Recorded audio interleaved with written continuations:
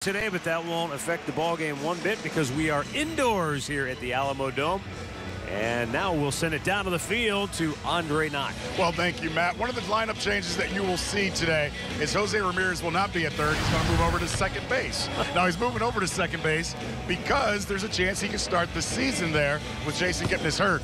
Now, in Arizona, last night, Yandy Diaz started at third base. The first time this spring he started at third base. And Gio Urshela's at third base in Arizona today. So something to pay attention to over the next few days as the Indians get ready for the opener in Texas. Tough crowd down there, huh? Yeah, Danny Salazar's not pitching, so he's got nothing better to do. All right, thanks, Andre. It will be interesting with Jose Ramirez at second base. A lot of people pointed to that. If Jason Kipnis can't go to start the year, makes a lot of sense that you would slide Jose over there. But Terry Francona hesitant to do that. He'd like to just keep Ramirez at third all season long, but we'll have to wait and see. Yeah, you have to play the hand that you're dealt, and we certainly will see that. Brandon Guyer will lead off today. He'll be the DH. Jose Ramirez will bat second, play second. Then Lonnie Chisenhall in center field, batting third. Abe Almonte in left, bats cleanup. Then it's Chris Colabello. Daniel Robertson will be in right. Michael Martinez at third. Eric Stamets at short. Jeremy Lucas will do the catching.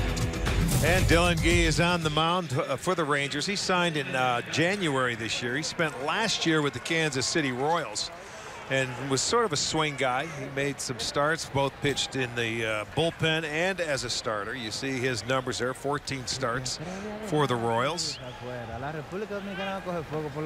Brandon Guyer steps in. We're ready to go. But a ball is on the outfield, so Dylan Gee will wait until Mazzara can flip it back up into the seats.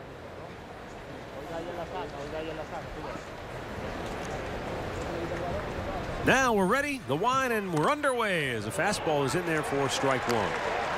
Dylan Gee makes his home in Fort Worth, Texas. So he's only a few hours away from home. In the air, center field, Puello will make the catch. One away. Let's set the Rangers defense for you. It'll be DeShields in left field. Puello is in center. Mazzara back in right. Middlebrooks at third. Renier is at short. Khalifa is at second. Profar at first. And LaRude is doing the catching. And now here's Jose Ramirez. Having a terrific spring, batting .344 with a homer and 6 driven in. He's had 5 doubles. Last year, the most ever by an Indian switch hitter. Little low. 1 ball, 1 strike.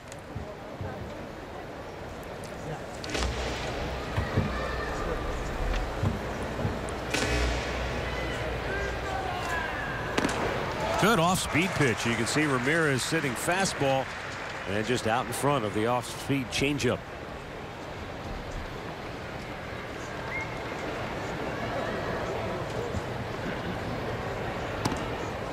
A little high and boxed by the catcher LaRude. 2 balls, 2 strikes. Tried to follow that changeup up with a fastball up and in. Swung on and missed. And he strikes him out, 2 down.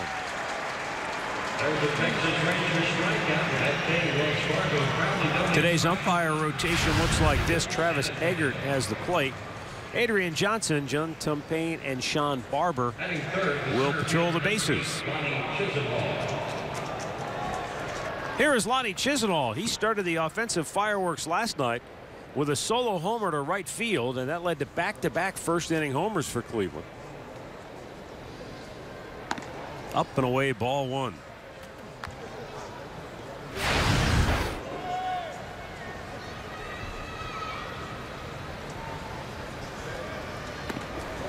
Tell you what, Arch, he's got a really good changeup here right out of the chute. Yes, he does. And that breaking ball that he was able to strike out Ramirez on.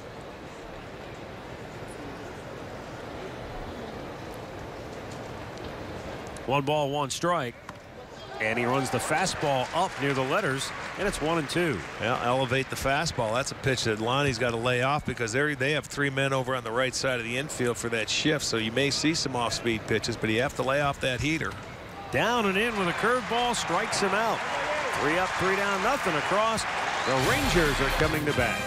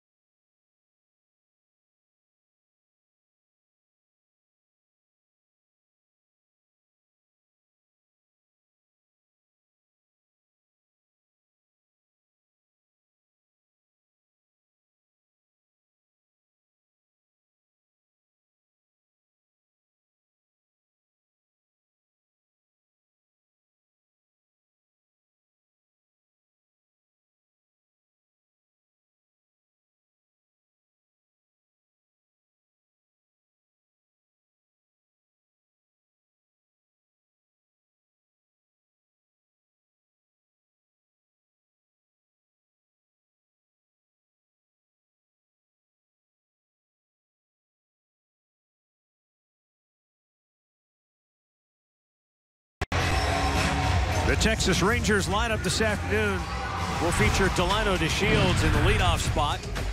Oh, Nomar Mazara will hit second. He's the only left-handed bat in there today. Mike Napoli will DH. Then it's Will Middlebrooks, Stephen LaRue, and Cesar Puello.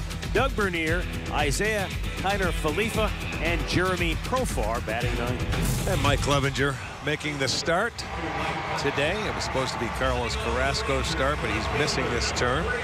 10 starts for the Indians last year, a 3-3 record. A .526 earned run average.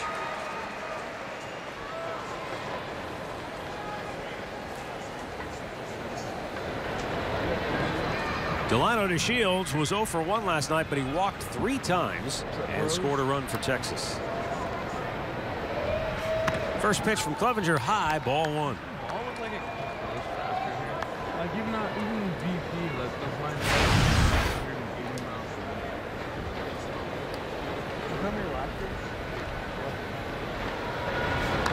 And a fastball fouled right back to even the count.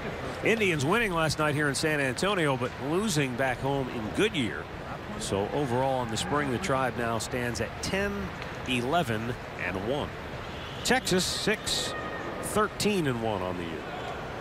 I beg your pardon, 7-13-1. They had a split squad, so they won their game back in Arizona last night.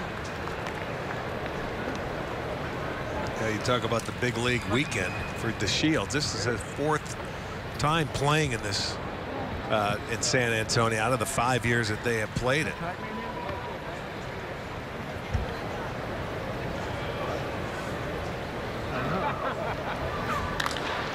High fly ball into center field. Lonnie Chisenhall out there makes the catch. 1 away. Let's check that Tribe defense for you. Almonte is in left field today. Chisenhall gets the start in center. Robertson is over and right. Michael Martinez at third. Stamets is at short. Jose Ramirez gets the start at second base this afternoon with Colabello at first, and Lucas is doing the catching. And we'll bring up Nomar Mazara. You know, when you're shifting guys out in the outfield and center field, you know, like Chisenhall out there normally doesn't play, he's going to have to take charge out there. Well, what does that say about, you know, we saw Brandon Geyer out there last night. Lonnie Chisenhall in center today. And Terry's just trying to get a look at his many different combinations. They wanted to do that earlier in the spring anyway, but for Geyer, he had a couple of issues before he was able to be put out there. And now Chisenhall, you're going to get a look. And with the split squads, too, that's what you're going to have to do. And today is the last split squad game of the year for the Tribe. They ended up having 3.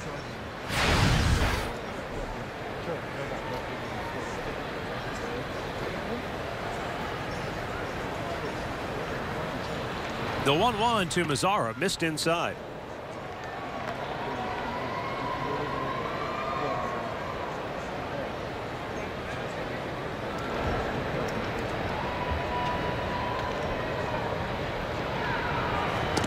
And a good change by Clevenger. 2-2. Well, you think about it, Rick.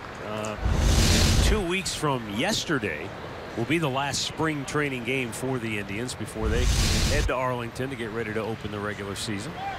So we are kind of coming down the stretch now. Yeah, winding down. That's right.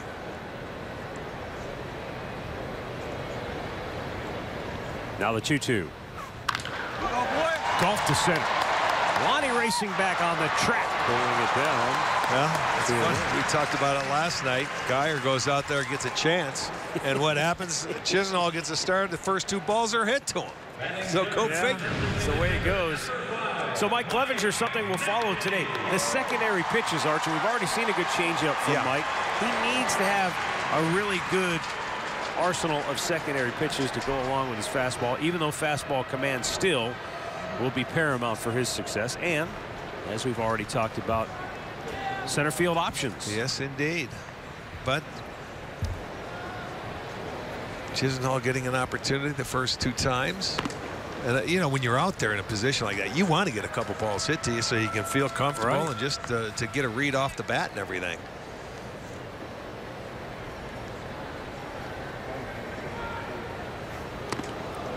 I don't want to minimize it, but And you can speak to this. Is it a little more comfortable moving from a corner spot to the center as opposed to vice versa? Yeah, I would think so. I mean, you get a better look off the bat because you're looking straight. That's like watching it on television. That's what the center field is looking at right there, like what you see on your screen, so you can get a read on where the ball is hit. You don't get quite the extremes either. The hooks and the slices. No, you get more of a true spin on the baseball. You just have a little more ground to cover going alley to alley. The 2-1.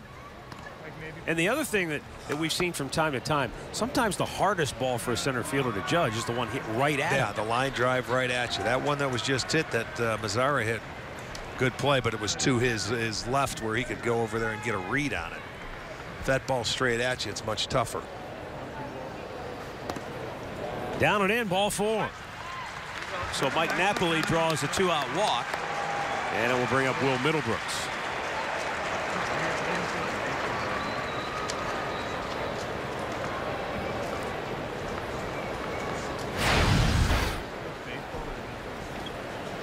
Batting fourth, the third baseman, number 15, Will Middlebrooks.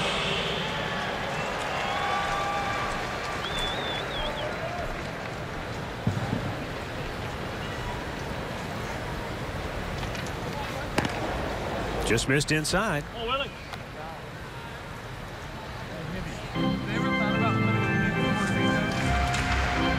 Will Middlebrooks started out with Boston, and his rookie campaign hit .288 in 75 games, and a lot of people thought, whoa, they found another good young player. But he really fizzled after that. Ended up going to San Diego and then on to Milwaukee, and I mean, he just hasn't been able to get any traction offensively whatsoever. Well, we talked about it many times with some young players. You can come up and get off to a good start or have a good rookie year, but the league will make adjustments to you, and you have to readjust once they do that.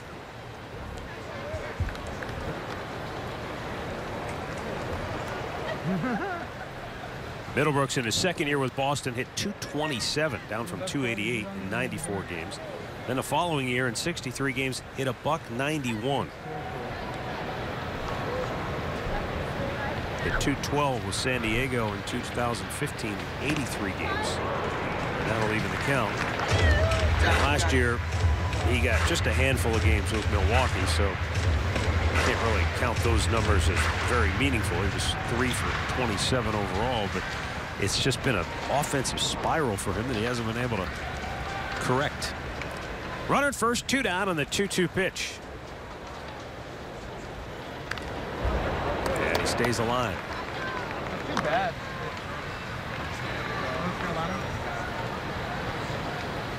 You'd have to build a dome though, dude.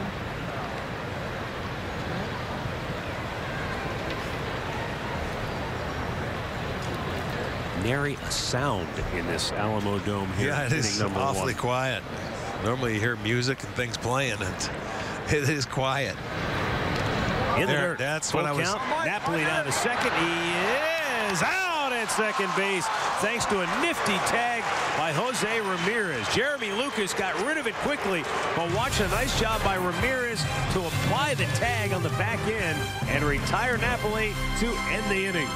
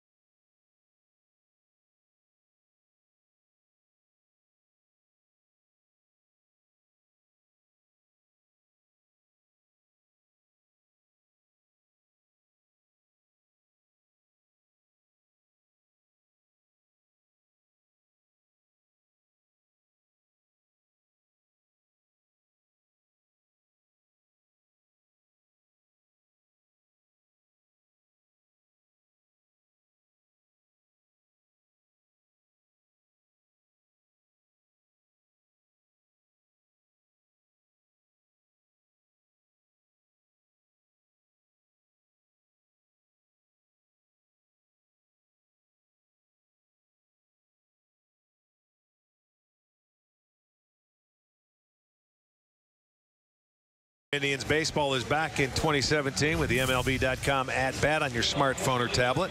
You can stay connected with live radio broadcasts, stats, breaking news, and more. Download the #1 app for live baseball. That is MLB.com at bat. I couldn't even breathe. Dylan G goes to work on the heart of the order for the Tribe here in the second. Abraham Almonte will lead it off. Almonte homered last night. And overall this spring batting .300.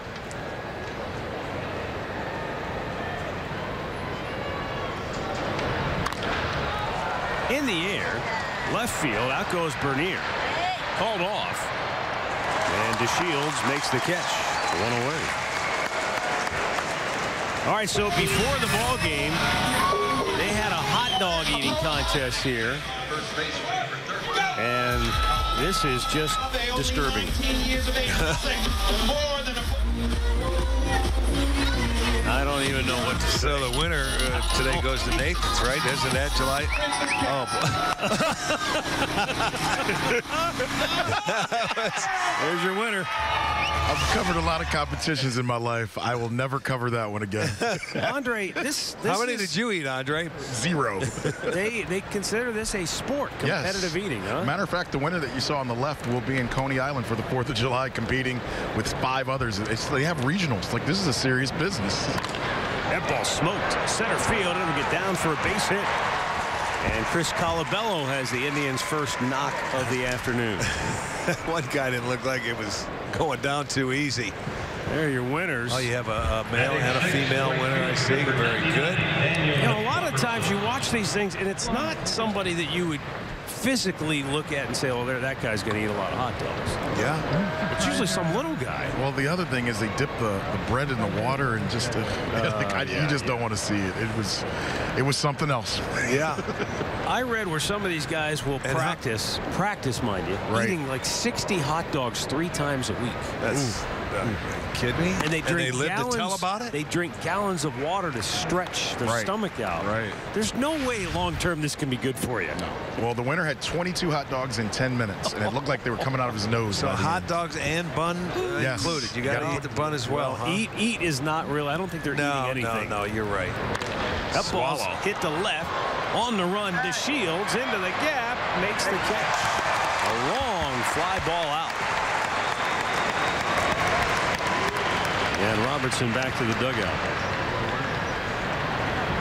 Here's where the dimensions of this configuration really penalize the hitter. Well, the right-hander, yeah, when you're going to left and left center field and even straightaway center, very big ballpark. The short porch is in right field. It looks like forever there. I mean, that left fielder must look out there and say, am I too deep? Well, this is a lot too like the configuration up at old exhibition stadium in Toronto, because it was a soccer field, you know, and it ran this way. So it was set up just when you walk into the building, it seems weird, but you can see the dimensions. We told you it seems like it's longer than 350 down the line. Exactly. Middlebrooks tried to cut it off. Bernier got it, and a buggy whip throw to first to retire Martinez, and that will end the inning. Middle of the second in San Antone, no score. Better rate.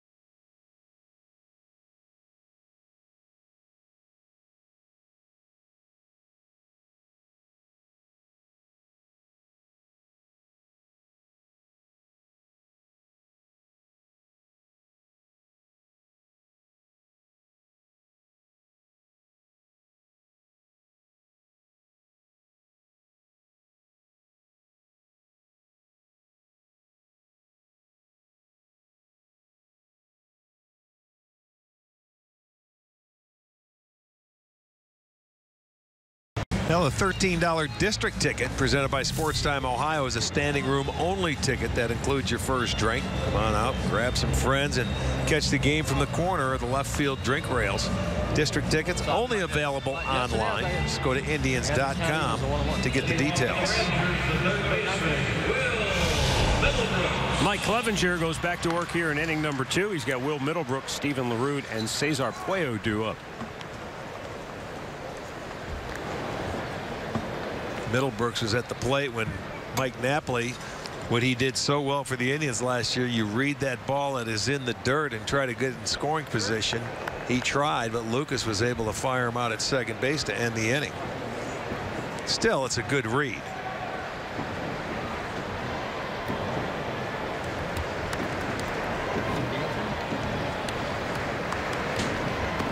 Not a low, ball 1.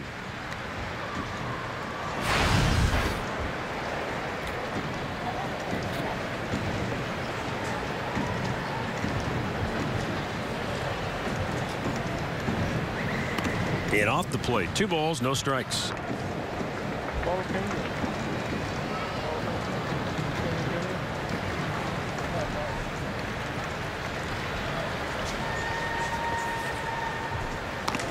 Middlebrook's playing third base today, but when we open the season down in Arlington, we know it will be one Adrian Beltre manning third. And Arch, even at his age, he is still the man on that team and still a force to be reckoned with in the American League. No question about it. Offensively, defensively, he's a tough guy. You look at his numbers, and even at his age, you don't foresee a precipitous fall off for Adrian Beltre. I mean, he may not be the same player. At some point, you figure he's going to tail off a little bit, but well, he's a treat to watch. He's got a great arm. He's a terrific third baseman and a future Hall of Famer, bar none. He's one of the best third basemen to play the game, along with Brett, Mike Schmidt. He's coming off a 32 homer, 104 RBI season. He's going to be 38 years old, and even at that, other than Mike Trout, is there anybody better in the AL West? Well, he enjoys playing the game. That guy has fun out there. Between he and Elvis Andrus, who's on the left side of that infield, that's a pretty good tandem over there. Oh, Robbie Cano, Murph said. That's not a bad, yeah, he's pretty good out there in Seattle. But this is a Texas ball club that I think a lot of folks, when we went into the postseason last year, said that's maybe the team to beat. And why not? They had 95 wins. Looked like they had a full head of steam. They had 2 aces starting in their rotation, but Cole Hamels was not the same pitcher down the stretch, and that was the undoing of the Rangers. That's going to be the key for them. It's their starting rotation that you have to worry about, I think, with them, because Yu Darvish, coming off of, you know, a year where he had to come off arm surgery, but he will be a free agent this year. So they say he's throwing the ball well this spring, but I think there's some concern with Cole Hamels, as if you're Texas, because he did fade last year and he's not having a very good spring at all. Hasn't pitched in many what they call A games. He's pitched in a lot of minor league. And they don't worry about him. You know, you hide him over there, let him get his work in and do his things, because, you know, when you get up here, everything's publicized and everybody gets to see it when the scouts are over there. Not that they're not watching them down there, but they need those 2 guys badly.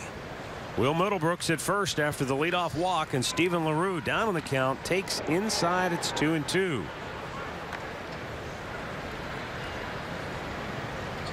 Last year, you look at Cleveland and Texas, and across the board, they were almost identical seasons. The Indians played 1 fewer game than Texas, but the Rangers were 95-67, Indians 94-67.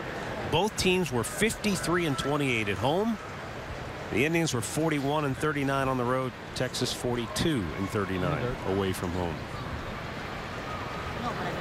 In the dirt. And a great block by Jeremy Lucas. Now Clevenger's having a little trouble here. He got the first 2 outs in the first inning. Then he walked Mike Napoli. He's walked Will Middlebrooks. And now after getting ahead of LaRue, he's let him back in the count, and it's a full count of 3-2. Well, and that's the thing that we talked about on our storylines about working off-speed pitches. He's going to have to continue to improve. As young pitchers setting up hitters, putting them away once you get ahead in the count. Runner goes. It's a pretty good pitch. And it was called ball 4. Yeah, that was. I don't know if the umpire was blocked out. It was a pretty good pitch.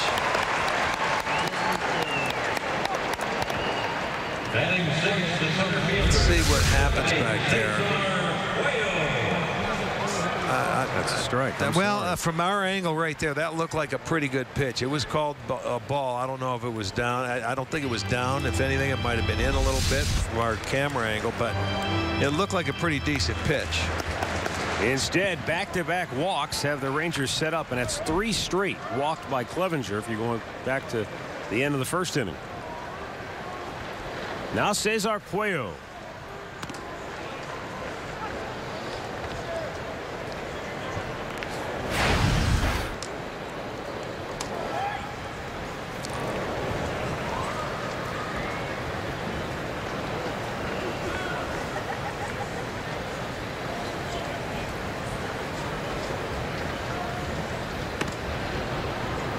Inside, a ball and a strike.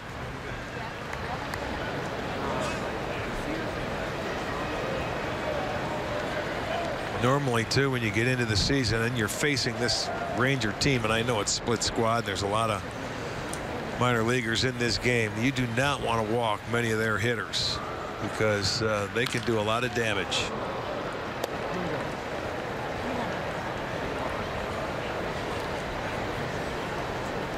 Mickey Callaway keeping track of the pitches as Mike Clevenger tries to get his first out of the inning.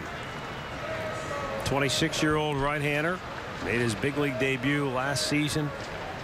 Started 10 games, was 3-3 with a 5.26 ERA. But he had moments where he showed a lot of promise. Good foul.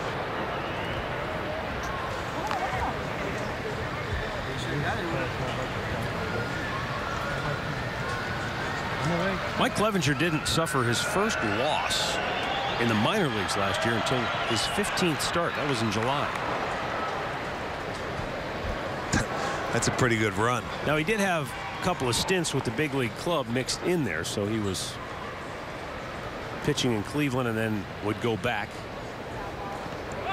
In the dirt, 2-2, runners hold. Good block again by Lucas. See, he's not able to get the hitters to chase the off-speed pitches when he gets ahead of them. Right there, 1-2 count, a little breaking ball that wasn't enticing enough for the hitter to swing at.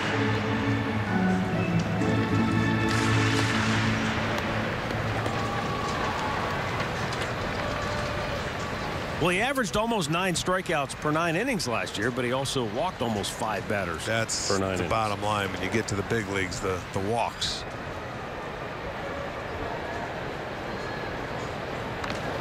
Ran it in on him, fouled it off. But it's something all young pitchers go through. You remember Trevor Bauer coming in. He can strike you out and he can strike out a boatload of people, but when his first year and he started to get rolling, he's been able to get better year after year after years with the less walks. Yeah. The fewer base runners.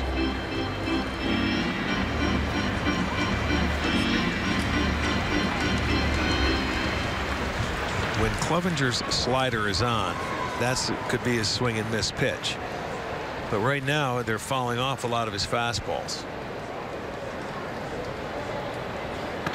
That's inside, ball 3 in a full count.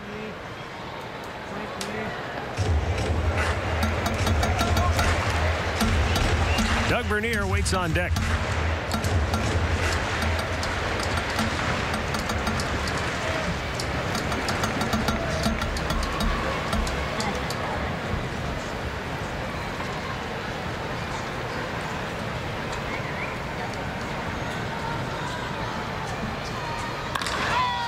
Hit in the air.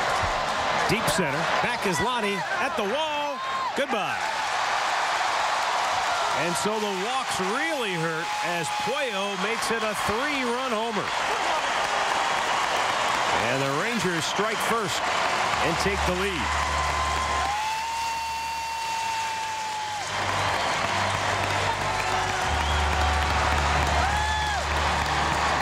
Well, you're going to see a fastball that's down, but it's middle of the plate down.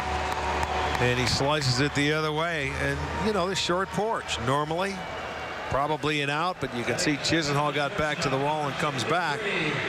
Just got over by a few feet, but it's a 3-run home run. So Texas will play from in front. And you are right. The walks come back and hurt Clevenger.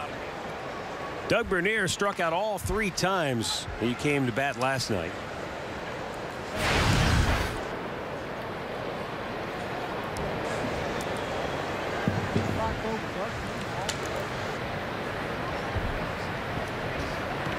Little high. Come on, Dougie, baseball. And it's 1-1.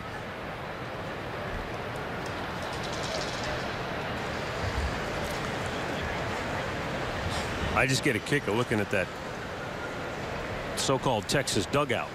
The dugout. The Texas. Would you say it was a choir? Men's choir. Yeah. And we got 3 rows of guys. They're all just kind of hanging out. Hanging out. You don't. A little unusual. Swing and a miss, and it's 2-2. I like when I start to do it.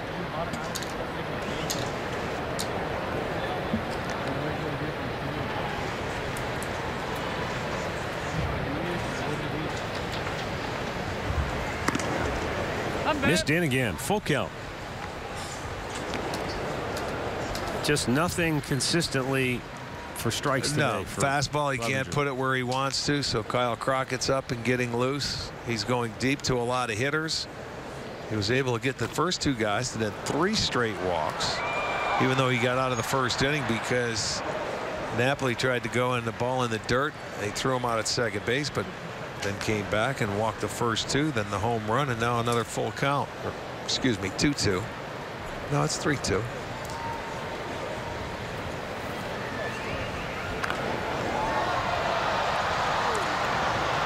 Not many swings and misses. They keep. Well, that's what I'm on. saying. I mean, when you can't locate your fastball and you see hitters fouling that fastball off and you can't put them away, it's not your day as far as command goes.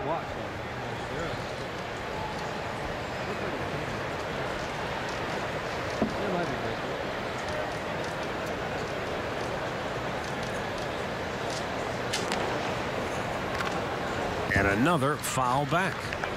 And Lucas is getting beat up back there. Jeremy's taking a couple of those foul balls off the helmet.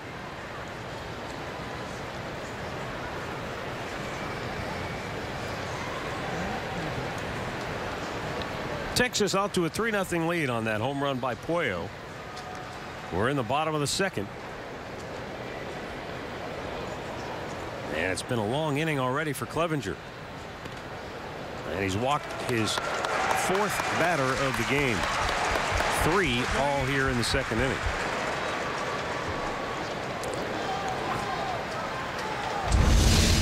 Batting 8th, the second baseman, number 96, Isaiah. Ball off the plate, tried to come back a little bit. Callaway going to go out and have a talk.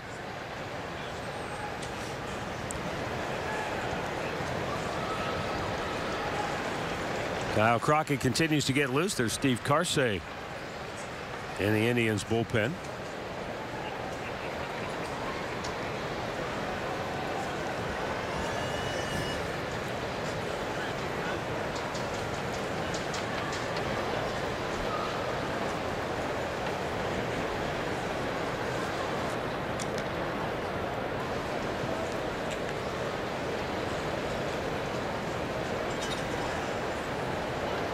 Isaiah Kiner-Falefa, the second baseman. He shows bunt, takes a strike. Kiner-Falefa had 1 at bat last night. As you see, Clevenger closing in on 30 pitches in the inning and yet to record an out.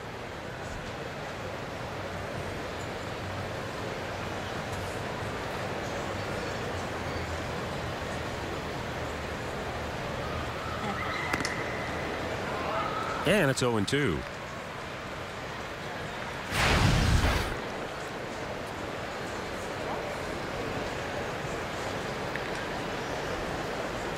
Honolulu native Isaiah Kiner-Falefa.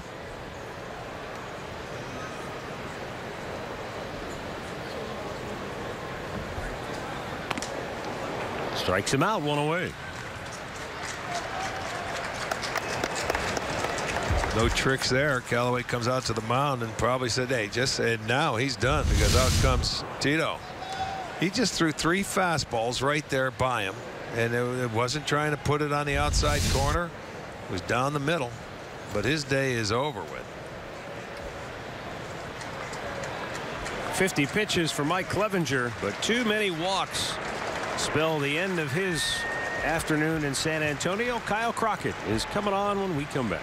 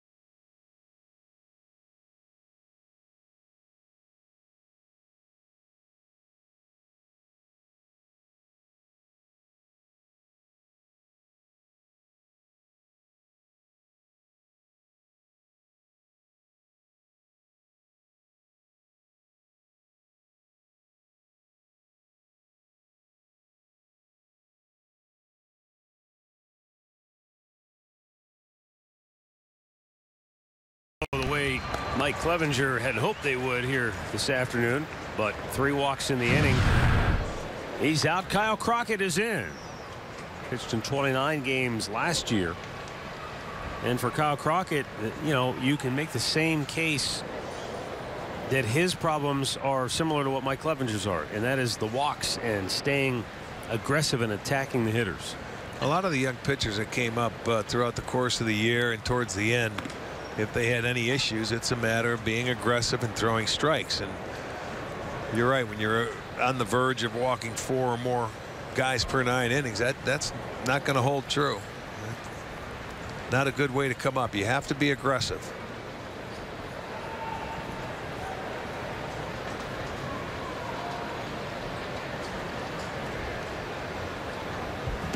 Good off-speed pitch. Did he go? He did not, says Adrian Johnson on the appeal down at first.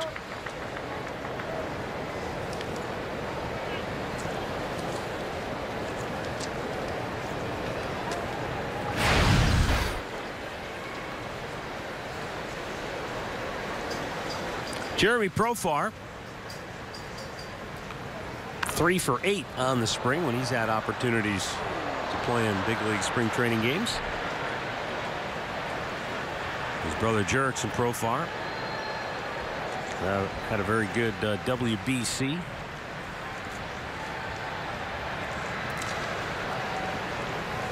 Yeah, his brother has been around. He's sitting a while now, still trying to get in that everyday lineup in Texas, but just can't crack it. Yeah.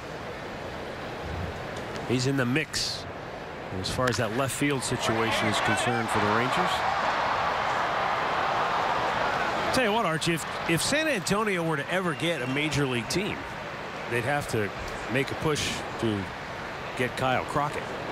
Well, I mean, Davy Crockett, that's a big name in San Antonio. Yes, it is. He fought valiantly at the Alamo. Well, if they ever get a big league franchise, they're going to need a new stadium, I'll tell you that. I don't think this is going to cut it. This for will baseball. not cut it.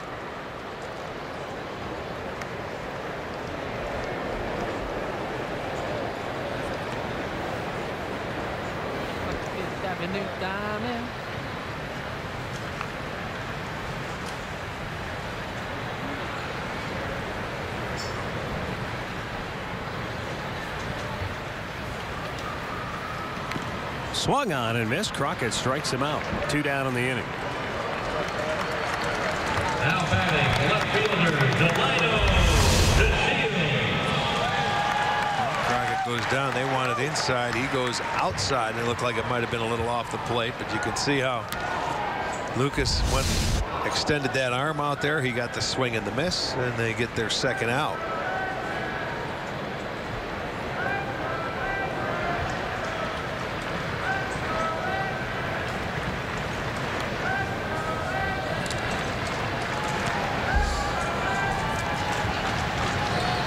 Delino to Shields, takes a breaking ball. That's in for a strike. That's the one thing I remember when Kyle Crockett was first brought up to the big leagues. One thing Tito liked about him, he came in, he wasn't overpowering, but he did throw strikes, and he went right after the hitters. They felt that you know, he pounded the strike zone. Sometimes, you know, you get up there and we'll give hitters maybe a little too much credit instead of going in there and attacking the zone. And that's one thing. If you talk to any pitching coach, and you know, especially Callaway, let's go ahead, pitch from in front. Strike one means a big deal.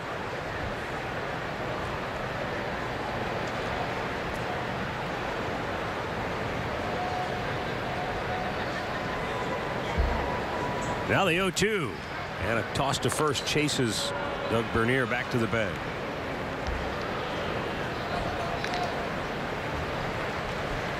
Usually a good time to throw to first base if you're a left-hander. 0-2 count, 2 outs in the inning. Sometimes they will go on first movement to try and get themselves in scoring position.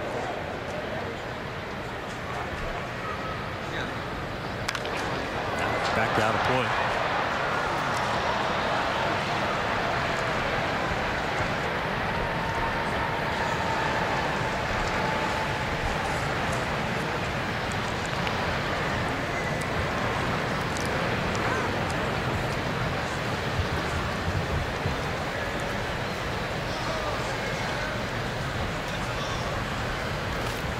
Lucas wants that off-speed pitch. See if they go down and in with it. Back foot slider. They do, and he strikes him out to end the inning. But the Rangers convert a couple of walks and a big fly into a 3-run homer, and they lead it 3-0 after 2. When my hair gets too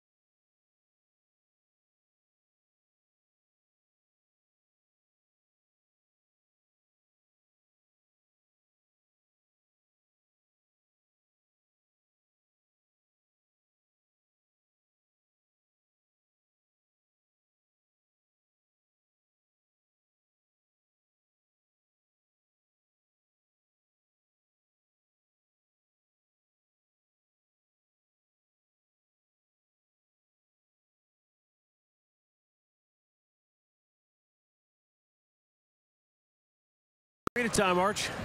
Look at that. Multicolored. Quite a colorful margarita. And we go to the 3rd inning, and Eric Stamets will lead off for Cleveland.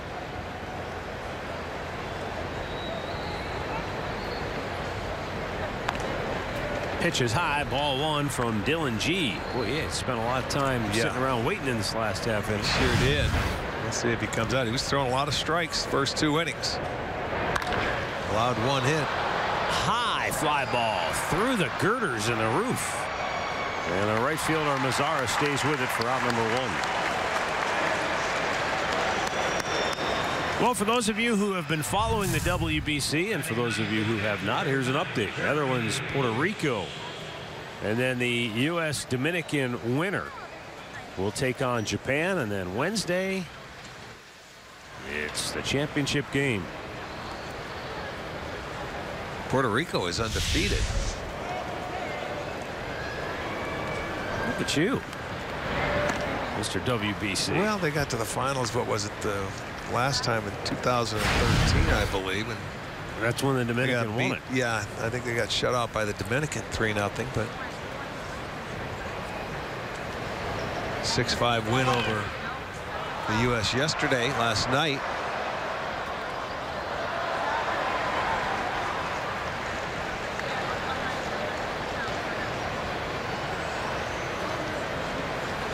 Jeremy Lucas getting an opportunity here this afternoon, former 9th round pick.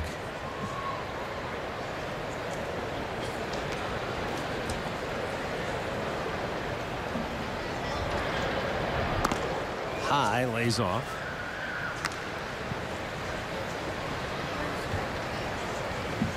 Jeremy was drafted out of Indiana State. Terre Haute, Indiana.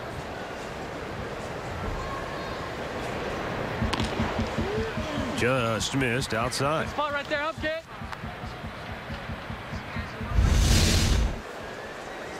You know, you look back there and you think that's a strike. I know he pulls it back a little bit, but in this place you certainly don't want to see a small strike zone if you're a pitcher. Bernier, the shortstop, will throw him out, and there are 2 down. Well, Francisco Lindor and Roberto Perez, along with Jose Colon, playing for Team Puerto Rico. Carlos Santana playing for the Dominican Republic. He's had a very good WBC. And Andrew Miller for Team USA, all still alive.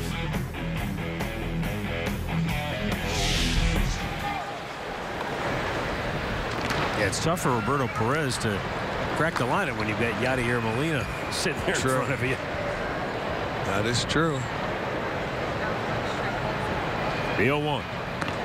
And that's something I'm sure that's a very explicit example of what managers fear with the WBC, is that a guy like Roberto Perez goes and doesn't play. Well, I'm sure he's getting work. You get your work in, but would you get it as much as you would get it here playing in a ball game? And he's a guy working with your pitchers. He's a guy you want to see get a lot of it. Absolutely. In the spring training. 2-1 pitch. Geyer. Change up. That was what he came out in that first inning when he struck out back-to-back hitters, Jose Ramirez, Alani Chisholm, and even with Geyer, he was showing a very good feel right out of the gate for his changeup, off-speed, breaking ball. Geyer lines that one into center field. Second hit for the Indians this afternoon. Both have been line drives to center. But as those hitters, you come up there and you may look bad on that changeup, and you got one more to go, and he gets the fastball, and it wasn't located. That ball leaked back to the inner part of the plate. Geyer took advantage of it, and that's where the big leaguers make their money, man. You hit that fastball, you put it in play, get your base hits. You can almost see their eyes widen when they see that pitch coming and it's in the hitting zone. Well, yeah, you know, especially the fastball, even though you have 2 strikes. Ramirez rips it by the glove of Profar down the right field line into the corner. Coming into third base is Geyer, and Sarbaugh will hold him there. Yeah, as the Indians have runners at second and third with 2 down. Almost impossible to score a guy on a base hit or a double to right field because it's such a short throw. Regular dimensions, maybe you wave it. Yeah, and a lot of times there's corners when you get into right field. You know, it's just not plain and flat like this is, but this one comes right back, and you had to hold him up because it's 2 short throws.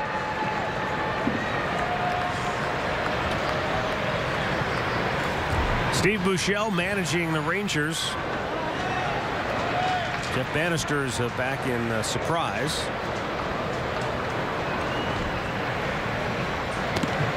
A little bit low. Ball 1. Lonnie Chisholm struck out on the first. Let's see if he can get the Indians back to even with one swing of the bat.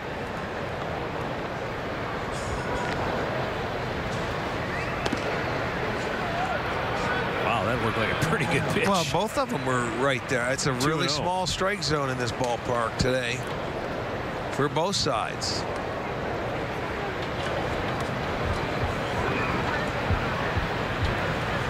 Air is the 2-0. And Lonnie swings through it.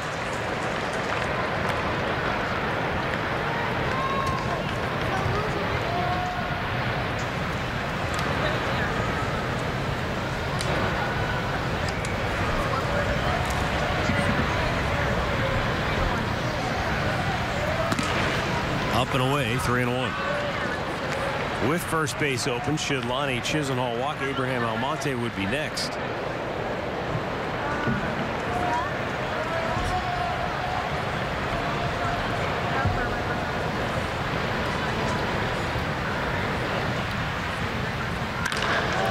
And he shoots it to deep left. Way back to Shields, runs it down. And that will end the inning. The big dimensions of left field in the Alamo Dome take a hit and perhaps extra bags away from Lonnie Chisenhall.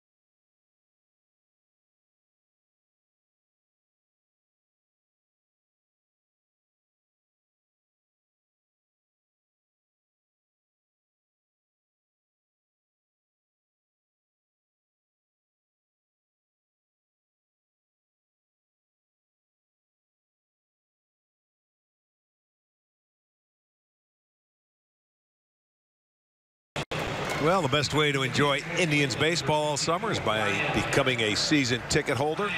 And the season ticket holders receive special savings over single game prices, postseason priority, and much, much more. Go to Indians.com for the details. Season tickets have already been up. Yes, they're moving them, good, which is very good. Brisk sales so far. Ryan Merritt coming on to pitch here in the third inning. Kyle Crockett did a nice job coming in, striking out the only two batters he faced to end that second inning. And now Merritt facing Nomar Mazara, and a pitch over the outside corner for a strike. Ryan Merritt sort of came out of nowhere a year ago. Made his debut against the Texas Rangers, pitching out of the bullpen down in Arlington. But that's the game we'll always remember, the ALCS. Oh, yeah. Here you go, kid. Go out and win us a Well, I huge remember the game he pitched in Kansas City. At the end of the year, he did a really nice job. He said, man, this kid, you know, for any time they called upon him last year, he did a nice job. Smacked the other way in the left. And that will drop for a hit. Lonnie Chisenhall goes to a dive to keep it from going into the gap. And into second with a double is Mazara. It's a nice job of cutting that ball off by Chisenhall. That ball targeted, that was an automatic double anyway. He just made it look good and stopped it from getting there. And you can see where Almonte's going over. As I told you, you got to cover a lot more ground in center field. In right field, you only have to worry about going that way into right center field. But when you're a center fielder, you've got that to cover, and you also have right center field. But he did a great job of getting over and cutting that ball off. If he doesn't, pretty good chance that's a triple. Well, I think Almonte might have been there to cut it, to help get there, but still a good play. Mike Napoli steps in. Walked his only time up in the first. And a first pitch strike. And that's Ryan Merritt in a nutshell right there. He's going to attack. He's going to go at you. Well, yeah, he can't afford to do what Clevenger was doing, fall behind everything. He's got to throw his pitches for strikes. And I'm curious to see this umpire now with a strike throwing guy on the mound, if it changes anything. That's what sucks about here. You can fucking beat a guy. A little high, 1-1. Inside, and he just fucking strong. Well, Ryan Merritt wants to put his name up there alongside Mike Clevenger in terms of that extra starter should the Indians need one during the season. Played on the right side. Look out. Oh! Where, lady?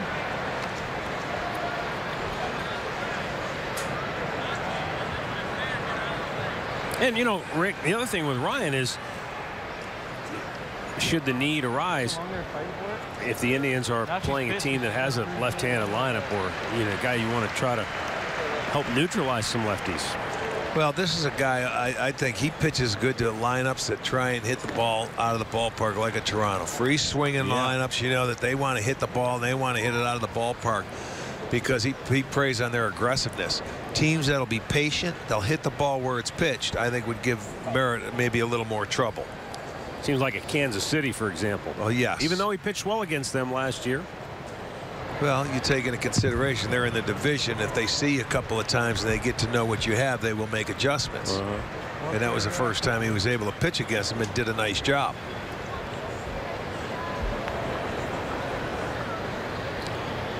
You don't have to talk to Ryan Merritt for very long to realize that even though he doesn't have overpowering stuff, he has no fear. Slowly hit up the middle, backhanded by Ramirez, and a great throw to first to retire Napoli. One away, Mazzara moving to third. Well, Andre caught up with Mike Clevenger right after he left the ball game today. Cleve, what was the struggle for you out there today? Well, I guess throwing strikes. I felt like I was around the zone pretty often, just wasn't really going my way. Dealing with the off-speed pitches, is that something that you want to continue working on right now? Yeah, I mean, I feel like they've definitely come a long way. Now it's just reining it in to where I'm throwing them strike to ball versus ball out the hand or whatever the case may be. Well, that's the thing. I think he felt he threw more strikes than were called. Right. But you have to make an adjustment is what you have to do when you're a pitcher, and he did not do that today. Infield in. Will Middlebrooks takes low ball one. Because there are going to be days where umpires have small strike zones. And True. This is one, and I don't know if this guy is officially a major league umpire, Travis. I don't believe Eckert. he is.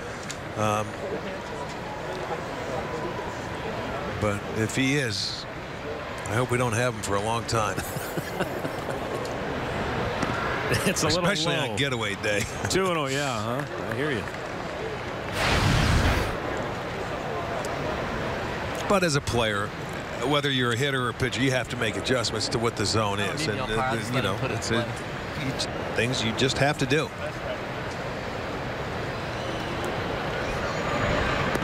Down No low, excuses, 3-0. but if I'm Mike Clevenger, I feel upset today, and you could tell he was upset because, man, like you said, 2 weeks to go in spring training, and you're going to have a bad outing like today, where you're not throwing strikes, or at least give up the one hit, and it was a short porch homer, but it cost him 3 runs. Throw that again. 3 balls and a strike as Tito talks with Mike Sarbaugh to his right, Mike Barnett.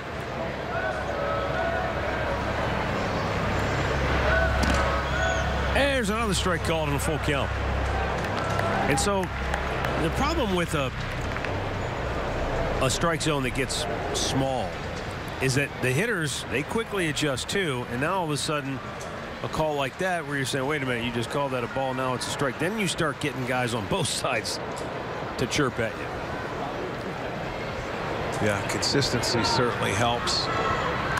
Right back up the middle and through. Yeah, he got too much of the plate. Mazzara scores 4-0 Texas.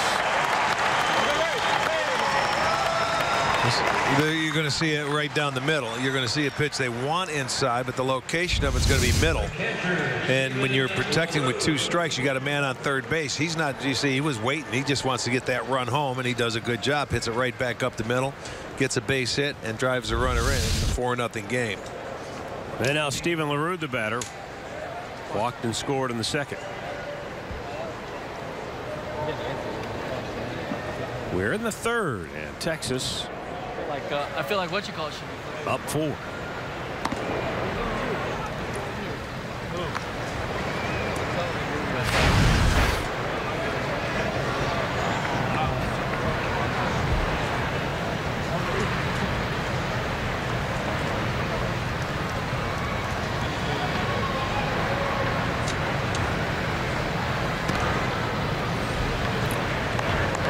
Thanks to our buddy Curtis Danberg from the Indians front office, stepped by and he found a company that delivers fresh baked cookies. And he delivered us a couple of cookies, and I mean, right out of the box, it was like he took them right out of the oven. I don't know how they got them here and kept them that warm. Unless they've got ovens here in the Alamo Dome. Well, he's got connections. He so does. They might. He's well connected. Yes, he is. He's a mover and a shaker and perhaps a baker. I'm not sure. Well, he's got it all. He can stop by again if he likes. Anytime you want to stop by, Curtis, bring the cookies. Yes, indeed. LaRue shoots it to third. Martinez goes to second. There's one. Ramirez on the bag to first. Double play. We've played 3 in San Antonio. It's the Rangers 4, the Indians nothing.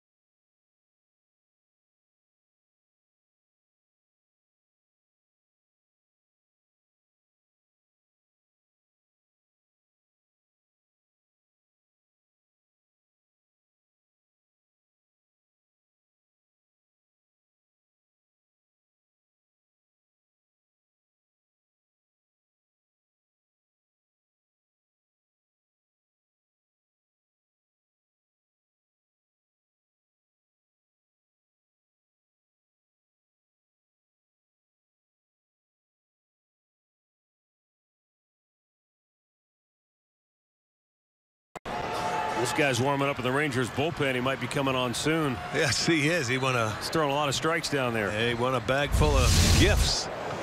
Take another look, Archie, at Jose Ramirez. We had a great angle because we saw Martinez throw it right on the bag, and here comes Ramirez just stepping on it and casually runs across and flips it across to first base to turn the double play. Nicely turned by both Martinez and Ramirez.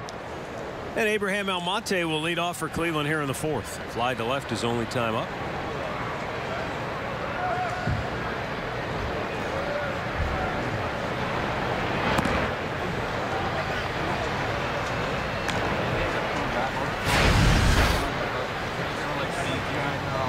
Dylan G's done a nice job in that, you know, whether he is pitching to the effects of the ballpark or not, I'm not sure, as Almonte strokes one to the gap.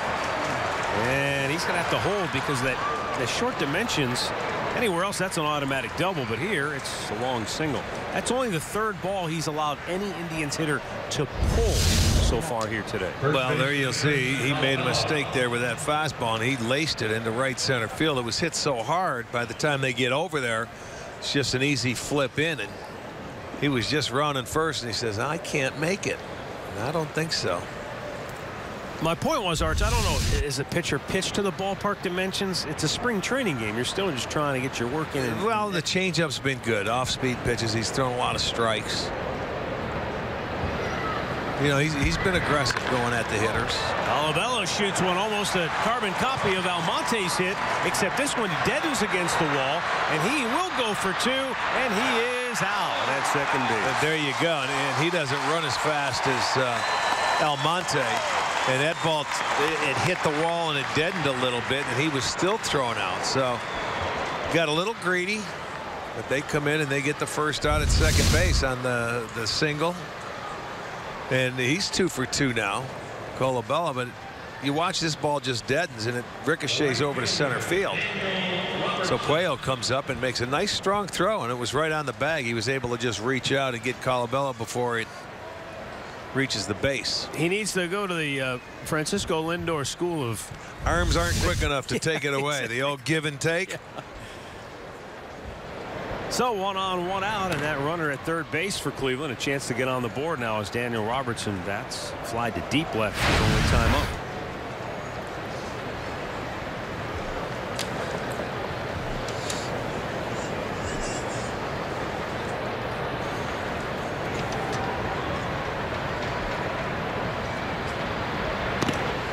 Away 2-0.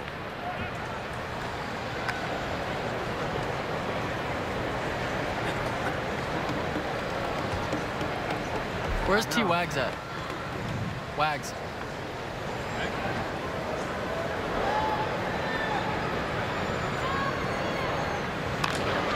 And he bloops one up the middle, and it gets into center field.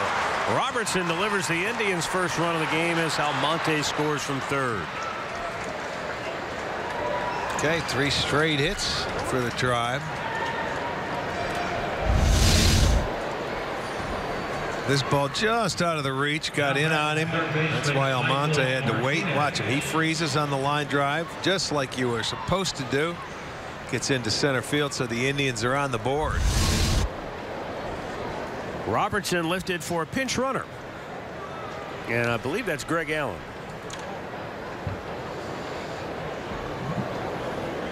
Number 70, Greg Allen running at first Greg base. Allen in the run for Robertson. 70 running at first base.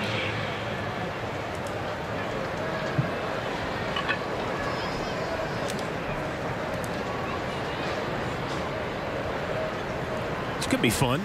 Even though you're down, do you let Allen try to steal a bag here? I mean, in spring training, are you still scoreboard dictates, or do you just because it's spring training? If this kid, if he feels he can get a jump, I would let him go. I'm sure Terry would. Why wouldn't you? You want to see what he can do. You know, you're not worried about you're down 3 runs here. It's only the 4th inning, and you got a short porch. You can have a big inning here. I don't necessarily say he'll put the steal on or anything, but you know, there's signs. There used to be. I don't know if he has them now with Mike Sarbaugh. If you get a jump go, you know, he can flash it over to him. There's Mike coaching at third. Chris Tremmy coaching at first base. Sandy Alomar back in Goodyear. And G looks like he's about average to home plate when it comes to his stuff or his move.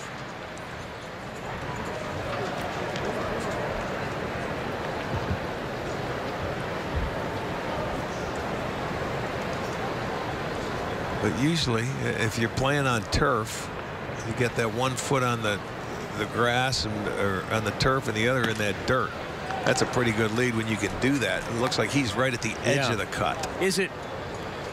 Would it be harder for a guy like Greg Allen, who doesn't know these pitchers, hasn't seen them? Sure it is. You get, unless there's something you pick up. Yes, you don't have a chance to go and study them or what exactly to look for. And I'm sure Tremmy over at first base, the first base coach, doesn't know G. Sandy would know him better because he watched him pitch last year in Kansas City, so he would have a better idea. 3-1 count. He's off. Pitch is high, ball 4. So 4 straight have reached safely to start the inning. The only out when Chris Colabello was thrown out trying to stretch a single into a double. Yeah, and the first walk right there by G. So action for the first time today in the bullpen for Now batting the shortstop, Texas. Eric Left-hander Stamets. Shane McCain is getting loose. Boy, the Indians will have Eric Stamets coming to the plate with 2 on and only 1 out, and the Indians down 4-1 here in this 4th inning.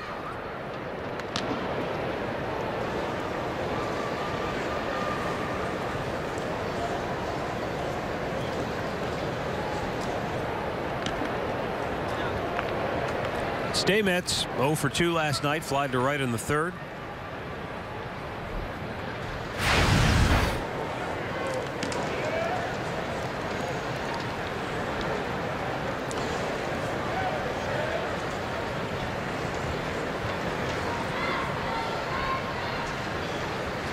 In the dirt, it's blocked, but the runner at third, Allen, quickly darted to third. Martinez held at first. It's easier to get a better read from second base where you can see where the ball deflects or where the ricochets off. And he could see it was in the dirt and it got away quickly. At first base, you almost have to wait to see how far it could get away. So you have to be a little more careful at first. So it was easier. So that's a base runner. Now you can get another run there. Now 90 feet away on the wild pitch. Eric Stamets, Columbus native, went to Dublin Scioto High School. Broken bat, bouncer to third. Middlebrooks kicks it, and the Indians get another run as Allen scores safely. And Martinez pulls into second base. Stamets down to first. And it's a 4-2 ball game and still only 1 out in the inning. I actually think Middlebrooks was going to come home on that play. too. And I think he tried to rush it and he ended up booting the ball. Instead of maybe a double play, you see he was going to turn and throw home. And Allen had a very good jump, man. You got a 3-run lead. Go for the double play. Try and turn it and get out of the inning. He does not. That's, I think, a little mistake there, but it helps the Indians. It's a 4-2 lead now.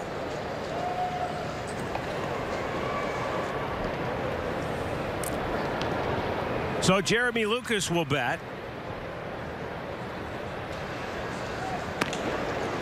And it's in there for a strike.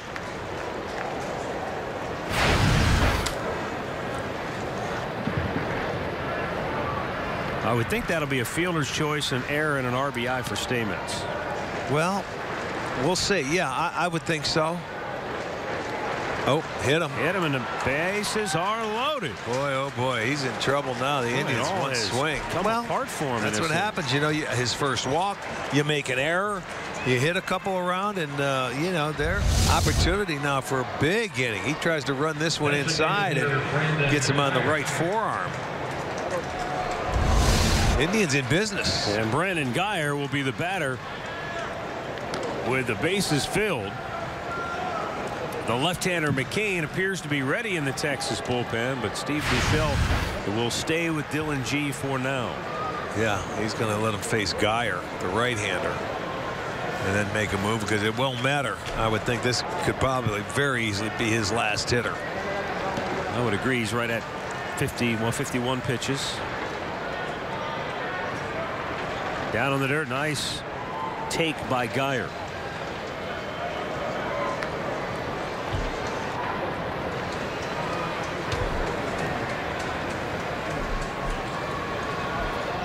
Brandon Geyer has those wristbands.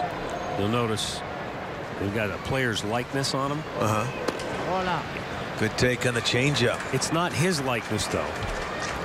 It's Rajay Davis. It's okay. He really liked the wristbands that Rajay was wearing last year, so Rajay said, "Here." He gave him some. Oh, he only gave him one. And now Brandon ordered his own. He got it. He's getting his own. I don't think he's got him in yet. He told me, told me a couple of weeks ago he's waiting for a shipment. Remember those when Barry Bonds started wearing those in the 80s, and a number of other players were wearing them. It was a wristband, but it had sort of their likeness right on the wristband. Yeah. Then I didn't see him for a remember while. Rajai last year. Yeah, then I didn't see him for a while. And then Rajai was kind of bringing him back. And BG saw. I was like, I think that's kind of cool, man. So Rajai said, here, you can have one. Well, the other problem. There it is. Geyer says he may still wear them because he said they brought him good luck last year. Exactly, Andre. You stay with what works, right? Exactly. I don't blame him. You know, there's a lot of superstitious ball players, man. They say, hey, you know, I hit well when I wore that. I'm going to continue to do it. Well, he got the green light 3-0, and he didn't leave anything in the bag. He tried to crush that baby. That's okay. Now it's 3-1. But he has had a couple of very good takes on that changeup where it was so good early. Now they got to look at it, and they're able to maybe pick something up. Oh, it almost hit him. It sailed over his head. Or did it hit him? Well, he's done now. I think it hit him. It probably did, and rarely you see him get hit in the leg. We never see anything above the waist. Well, that's another run in for the Indians, and the day is over for Dylan G. Let's take a look here.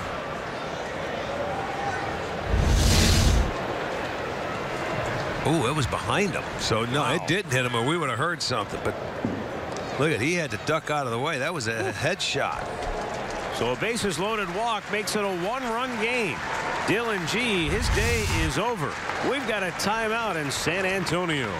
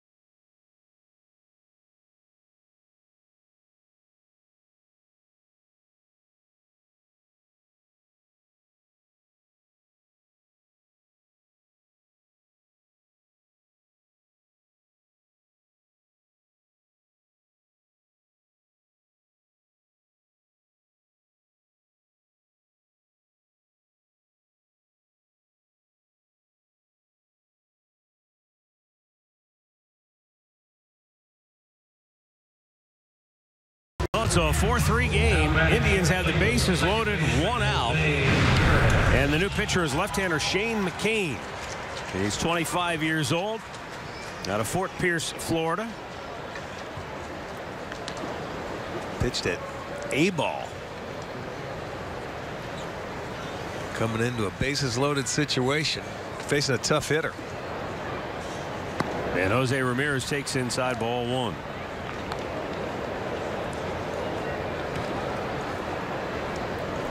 This will be Shane McCain's 4th season in professional baseball. What's that for rhymes? Shane McCain. Yeah, I like that one. Missed in again, 2-0.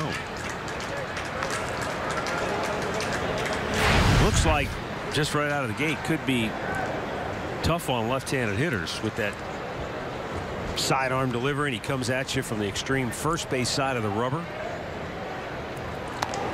Ramirez cuts in, misses.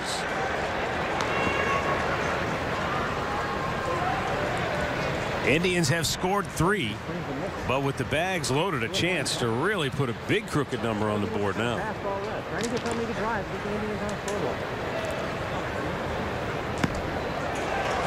Just took a little something off, and it's 2-2.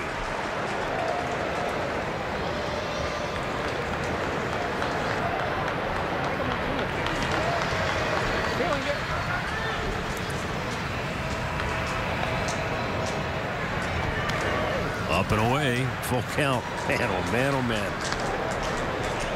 A lot of pitches thrown on both sides so far here today. Well, yesterday was such a crisp, moving game where everybody was throwing strikes. You know you couldn't have 2 in a row. The payoff. Popped him up. Playable, it looks like. Let's see. Will it stay in? Oh, what a catch by Profar. It looked like maybe he had overrun the ball, but he reached back and snared it for out number 2. Yeah, that ball looked like it was into the seats. He was over there and then makes the stab and makes the catch. Center fielder Lonnie Chisenhall. That ball was up there for a while. That enabled him to get over there. But you can see how he's got to dive back after it, but makes the play, gets the second out. 9th man to bat in the inning is Lonnie Chisenhall. And it's outside ball 1. Terry Francona has already said this spring that while there will be some sort of a platoon situation in right field, Lonnie will play against certain left-handers. So there are some lefties that he feels like he does match up well against. And I think as those platoon situations go, the hot hand usually plays regardless. If Brandon Guyer's really going well, you may stick with him. If Lonnie's on a tear, you may just stick with him. Yeah, it all depends. It all depends. You're right. It doesn't the have ebbs to be. and flows, how a player's going throughout the course of the year. You're right.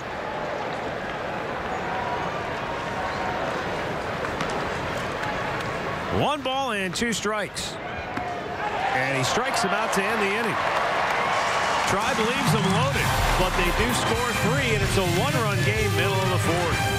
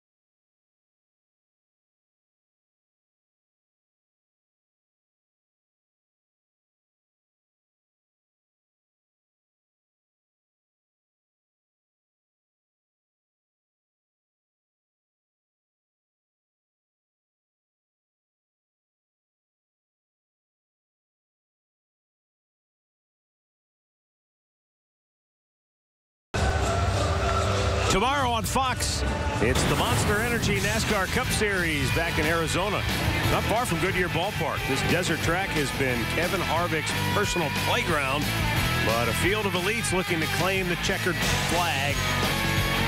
A race tomorrow at 3 Eastern, only on Fox. You gonna go out there? Take it in? I might. Got a little work to do, but yeah. Yeah, there you go. You're right. Not far away at all. Right off the PIR. I-10. Yeah. Phoenix International Raceway.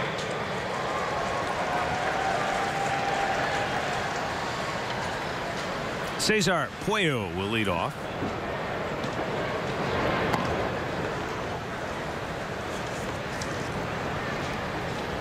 Ryan Merritt pitched the 3rd, allowed a run on 2 hits. Big curveball and swung on and missed. It's 0-2, and there's an example of what you were just talking about previously with Merritt. He'll take advantage of your aggressiveness. The bigger your swing, the better it is for him. Well, Puello hit the 3-run home run to get back in the second inning, so you know he wants to have a good afternoon, so he may be a little more aggressive.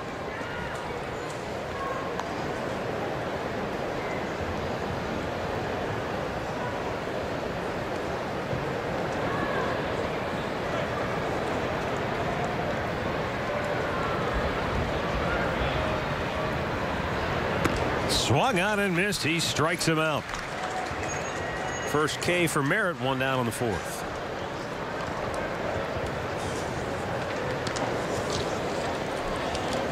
Willie Mo Pena is now in the ballgame at first base for the Indians. Willie Castro takes over at second base. Let's see, we've got new right fielder, Isaac, new center fielder. Greg Allen goes in center.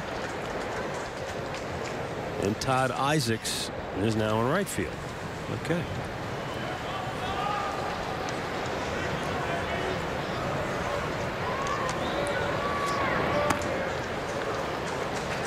Another swing and a miss, and it's 0-2.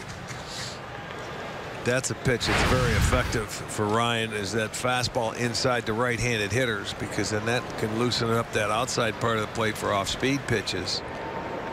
And they're going back in there, doubling up, and tried to elevate the fastball that time.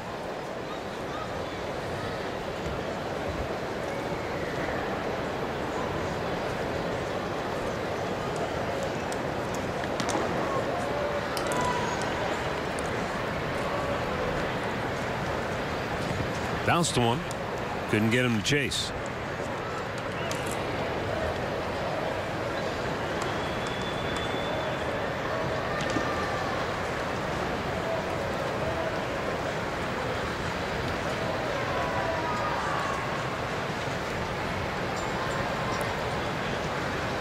Now Ryan in the line, the 2-2. Got him looking. Back-to-back strikeouts for Ryan Merritt here in the fourth inning. Well, last October, on October the 19th, it was in Toronto, game 5 of the ALCS, when Ryan Merritt got the call. He went 4 1/3 shutout innings. He faced 14 Blue Jays. He retired 12 of them. He threw 49 pitches, and 33 of them were strikes. You couldn't have done much better than what he did on that afternoon. Absolutely right. You know, the kid, he had nothing to lose. Willie Mo Pena at first has it. And Ryan Merritt blows through the fourth inning. 4-3 Texas as we head to the fifth.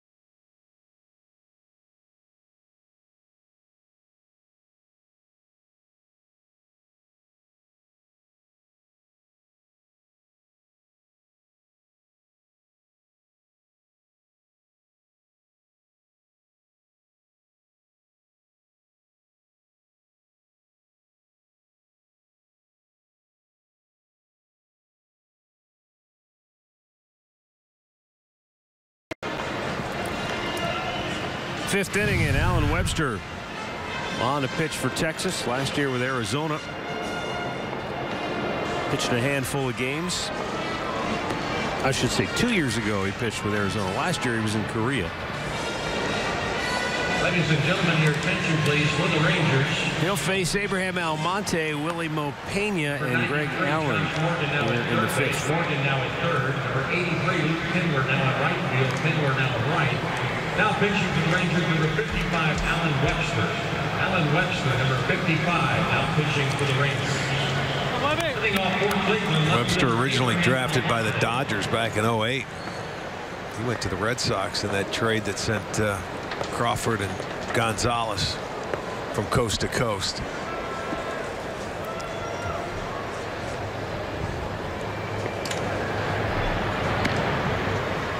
In there for a called strike.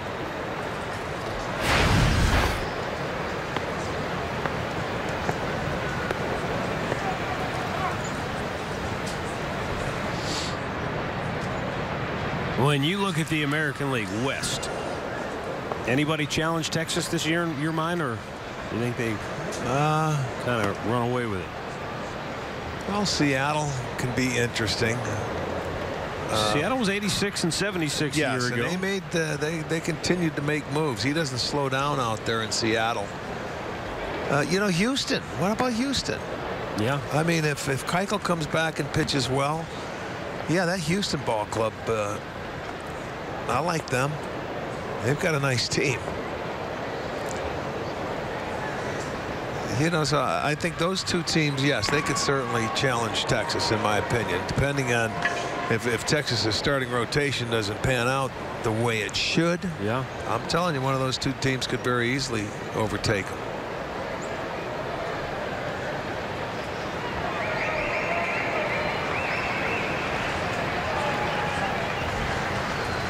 Swung on and missed. Almonte down on strikes. Well, if Seattle is going to challenge Texas in the West, then here's a reason why. Yeah, look at the additions. I mean, they just continue. I mean, they keep flipping over, and they wanted to get some guys out there. They got some pitching. You can see with Gallardo, Smiley, Danny Valencia. Well, I mean, he can help maybe coming off the bench or something like that. But Segura can certainly help them. And you put him maybe in that leadoff spot in front of Cano and those guys, the big three that they have in their lineup. They could be dangerous. Seager, Cruz. Yeah. I think as Willie Mo Pena goes hacking, it's 0-2. I think the one thing for Texas is, because of where their team's at with some of the age on their team, it's kind of like, hey, we've got to take maybe one more shot. You just don't with Cole Hamels, Adrian Beltre, with some of those guys. Right. With Darvish, an impending free agent. That ball's drilled off the top of the fence. It stays in the yard. It's going to be a double at least. And Willie Mo Pena has a 1-out, 2-base hit off the top of the fence. That might have tore down the wall. In right center field. I'll tell you, that had to hit the yellow line.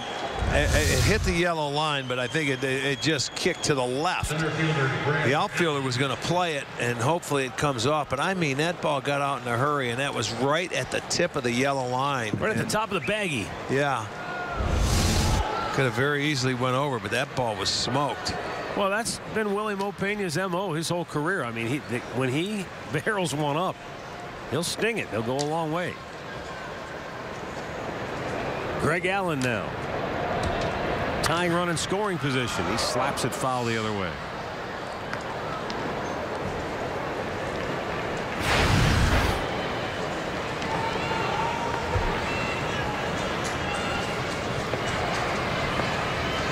Yeah, that Houston's got a nice ball club too, now that I'm thinking about it.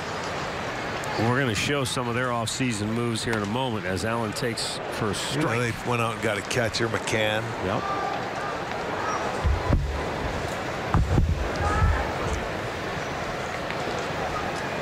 I'm thinking that's what Seattle needs. Seattle needs a catcher. Allen in the hole, 0-2. Breaking ball, and he rings him up. So that strike zone that was very tight now expanding perhaps a little bit. 2 down. All right, let's take a look at what the Astros have done in the offseason. You talk about added veterans. Look at McCann, Beltran, and Reddick. You know, of course, you got Aoki out there, the guy that gets on base, and the pitcher Morton. Valbuena, he's out with the Angels. Colby Rasmus gone. So they certainly added better than what they lost. I would agree with that. High out of the strike zone. Ball 1 to Michael Martinez. You know, and that was the situation. That was the problem for Houston last year. They couldn't beat the Rangers. Rangers just dominated them for the last couple of years. And if that holds true, then that's one reason I think why Texas really went out and won their division. They smoked everybody in their division. They really had the upper hand over the Astros. Wow. They won all but 4 games against Houston last year. You know, and that's one thing the Indians did, though. You know, with Kansas City and Detroit. You know, they won, I think, 14. They were 15-4 against Houston last year. Texas was. Well, they dominated in the last couple of years. That's what Houston has to turn around if they want to get back into this thing and win the division. They're going to have to handle the Rangers.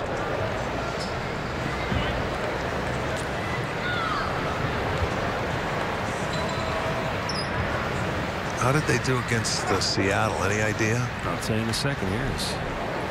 We'll wait the pitch. Not as dominant, but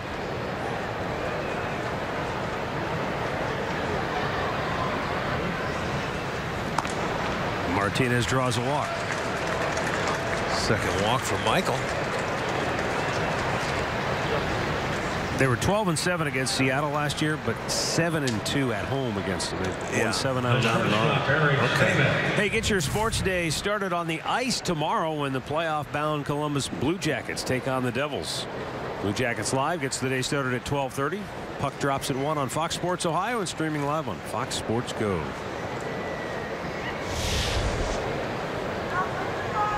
So after the walk to Michael Martinez, Eric Stamets with an opportunity to drive home the tying run.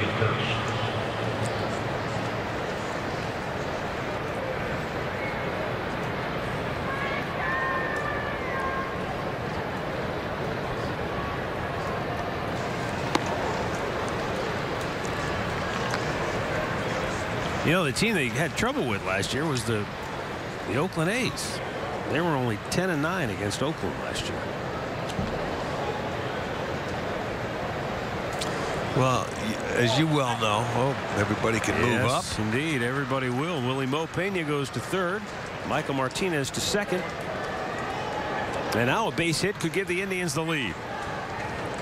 When you get in your division, it's tough to dominate everybody. Yeah, right. I mean, because you know how competitive your division is, and there's rivalries going on, and it's a hard thing to do. If you finish 500 against teams in your division, you've done a nice job. And a pinch runner for Michael Martinez.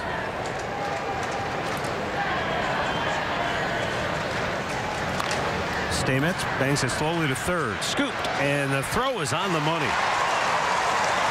And the inning was over, so the Indians strand a pair in scoring position. Halfway through, 4-3 Texas.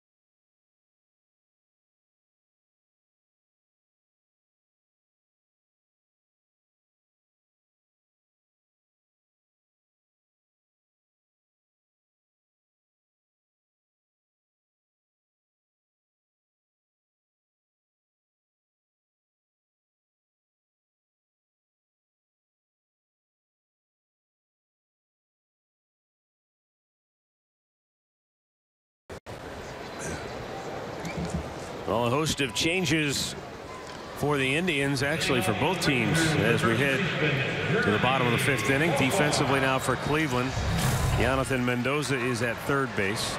Yu Chang is now in at short. Taylor Murphy is in left, with Greg Allen in center, Todd Isaacs in right, Willie Castro at second, Willie Mopena at first. Jeremy Lucas still back there behind the dish doing the catching, and Ryan Merritt fires one in there. It's fouled back. Lucas to the screen. Can't get to it.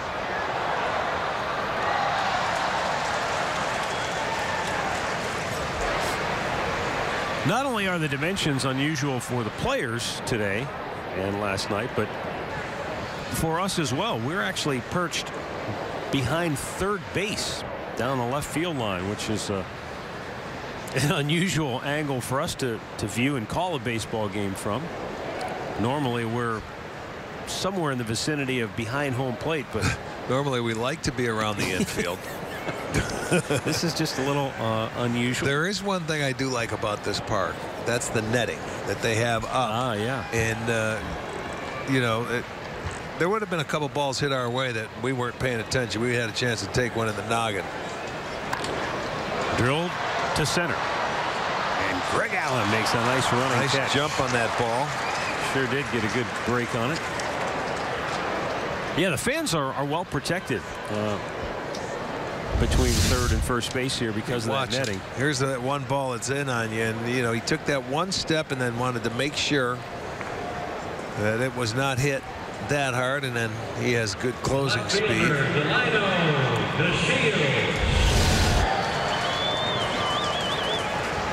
I don't imagine Greg's played in many domes. Are there any domes in the minor leagues? Not to my knowledge. Yeah. I don't know though. No, because all the domes are going to be too big for minor league crowds. I just don't know. I didn't know if there were any. Are there any small domes? Yeah. Not yours or mine. We're size 8s. We got the big domes.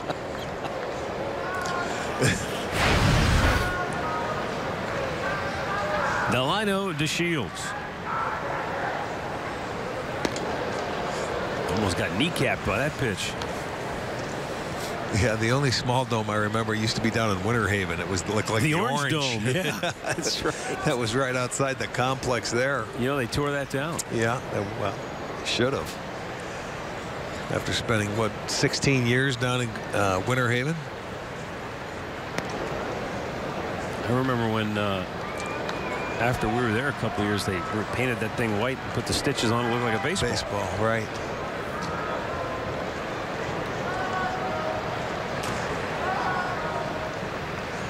The 3-0 pitch, and it's inside, ball 4. Rare walk for Ryan Merritt. Not surprisingly, it's Delino DeShields. That's no kidding. The 4th walk he's had in this 2-game series. Now batting the right fielder, Luke Tendler. And he's going to exit the ball game. And it's Jared Hoying that's going to run for him. Running at first base for the Shields. Hoying running at first base.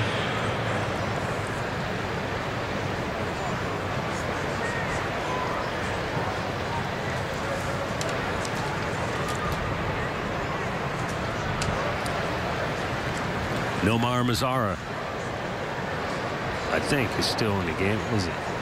No, that's not Mazara. It is a left-handed hitter. Tendler, Luke Tendler.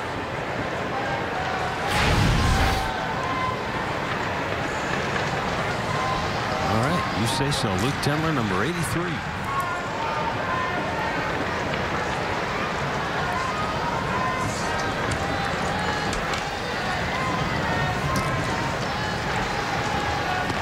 Nice curveball from Merritt as he drops it over the outside edge. Normally, in a setup, we'll have access to the PA announcer here so we can hear the changes, but we don't have that ability here, so we're kind of flying by the seat of our pants. Have to be a little patient. No problem with that. We'll track it down eventually.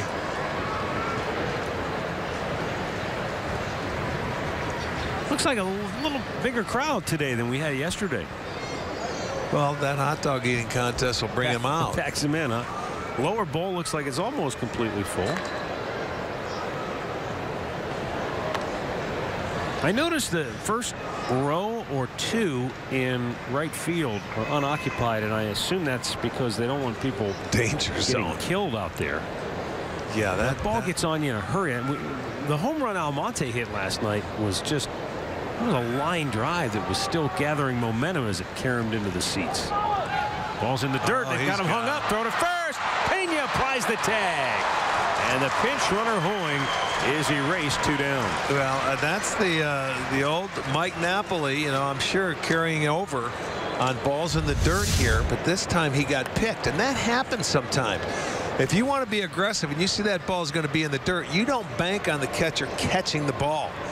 But I got to tell you, Lucas has done a wonderful job today back there. He has. Picking that ball up. He's done it twice where he's been able to throw runners out. He's had a really good afternoon back there on balls in the dirt. Got him looking. Boy, Ryan Merritt very sharp. He's gone 3 innings. He's allowed just 1 run and has struck out 3. 5 in the books. It's a 1-run Ranger lead.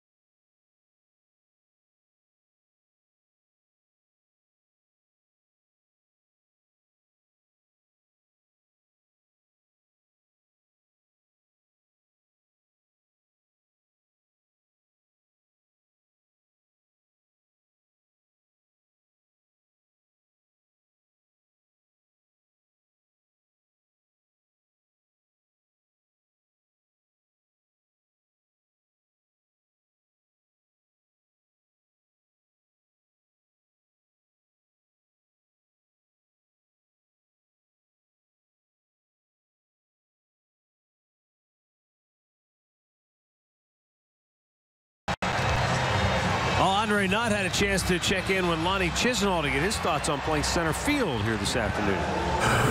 So your weekend here in San Antonio is complete. What are your thoughts on going out to center field, Chiz? You know, it was fun. You know, there's not much ground to cover, you know, in right. So, you know, you're pretty much standing left center.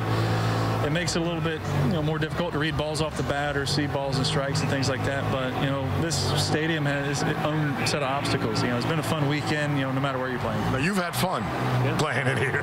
Yeah, absolutely. You know, there's all kinds of obstacles, hurdles during the year. You know, why not, you know, start out here where, you know, balls are hitting off the Jumbotron and, you know, 260 to right and things like that. So it's a different set of challenges, you know, especially it breaks up spring training for you to come out here and, you know, be able to smile about a few things and, you know, see some neat things happen. And get a nice home run that went about, I don't know, 265. Yeah. How do you not change your approach at the plate? Because, I mean, you're hitting in that box and you see that. It's hard not to, right? Yeah, you know, I tailored my approach for, you know, this particular series. You know, if you're going into Fenway, you can see left field. If you're, you know, playing certain places, you know, it's short porches here and there. So, you know, you tailor it to the pitcher of the ballpark. If, you know, you're getting a sinker ball, it's probably not ideal to try to pull everything. So, you know, Dylan G through the night, he, you know, was pounding me in. It's tough to, you know, hit a ball and keep it fair. So I was able to hit a ball left field, but, you know, not too many fly balls are going out to right. You know, they're doing a good job of, you know, keeping it contained. Do you feel like you guys are ready to take the next step and start the regular season now that you're at this point of spring? Yeah, physically you're starting to feel, you know, ready for, you know, spring to be over. You know, I know the pitchers got a few more innings they have to build up, but, you know, I think we have maybe 10, 12 days left once we get back. So take advantage of that, start preparing, you know, for the season and see where it goes. So any more San Antonio trips? Chiz says he's in. Yeah, I'm totally in. All right, thanks a lot, Andre. And while Lonnie was giving us the lowdown there, Jeremy Lucas with a frozen rope to left center field. So once again, the tying run in scoring position Yeah, you go back to what you said. You tailor yourself to this ballpark. The home run he hit was a routine fly ball. He made an out today in left center field that, you know, should have been at least a double, if not a homer. In other ballparks, it was an out. Well, this is Dorsey's Polino with an opportunity to give the Indians another run and tie this game up. Takes it inside.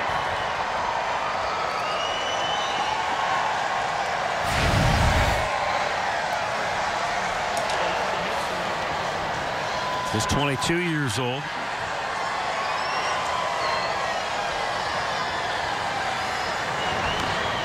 Checked his swing and got a piece of it for a foul ball.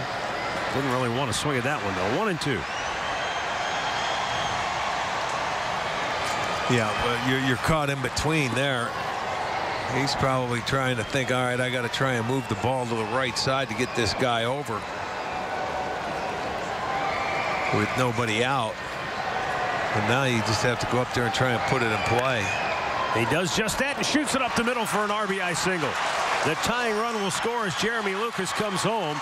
And it's a 4-4 ball game as Dorsey's Polino delivers here in the 6th. And he comes through, man.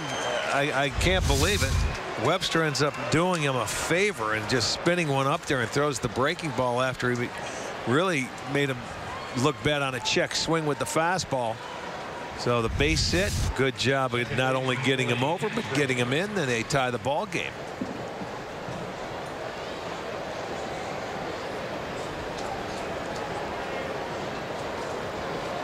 And so now Polino the go-ahead run at first base. And Willie Castro's first at bat of the afternoon.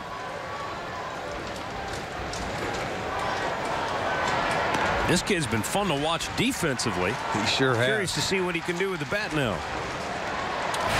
He's made a couple of highlight reel plays in just a pair of games that you and I have televised down here.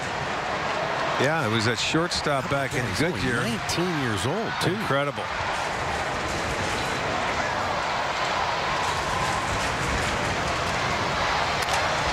Chops one to short. This will be a double play.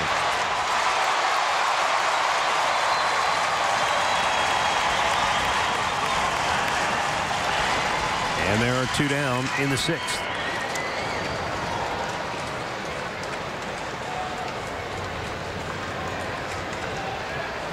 Right fielder I'll bring up Todd Isaacs.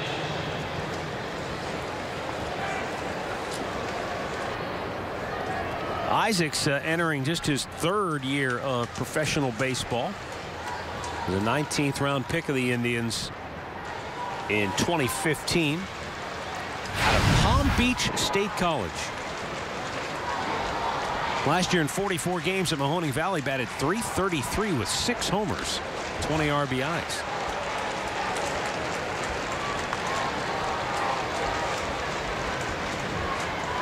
He also had 14 stolen bases, only caught twice.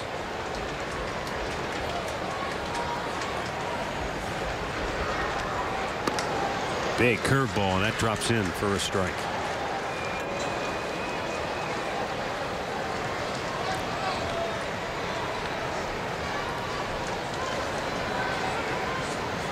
This young man's only 20 years old. Arch, he'll be 21 May 22nd. He was born in the Bahamas.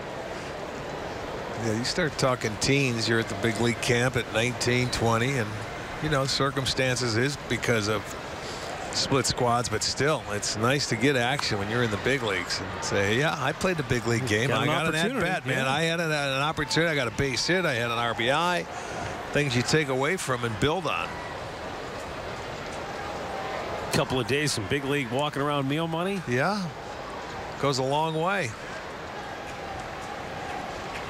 Plus, you get back to the hotel when you're living with 3 or 4 guys, you get some bragging rights. Here's the 2-2.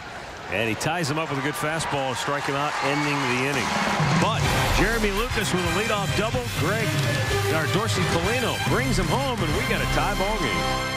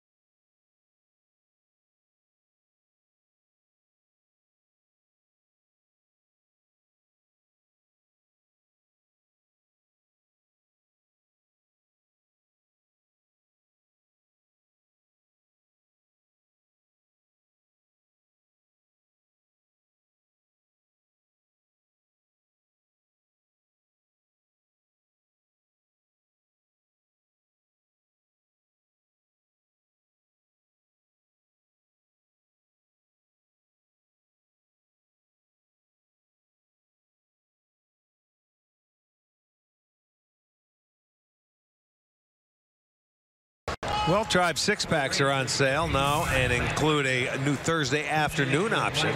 So you can ditch the office, cut class, and get to Progressive Field for some of this summer's biggest games. Visit Indians.com, 6-packs to purchase yours today.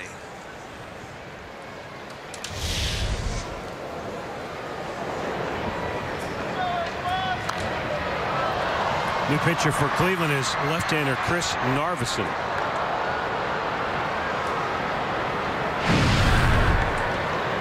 Handful of games with the Marlins a year ago.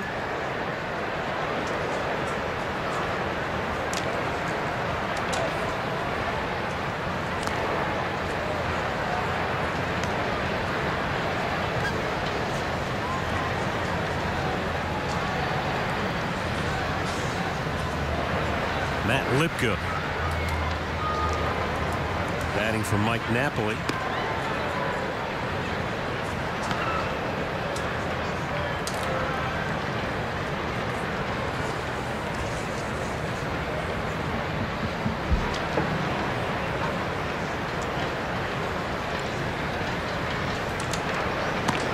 Swung on and missed. 2-2. Daniel Salter's now behind the plate for the Indians, so that takes care of all the starters. They're all out.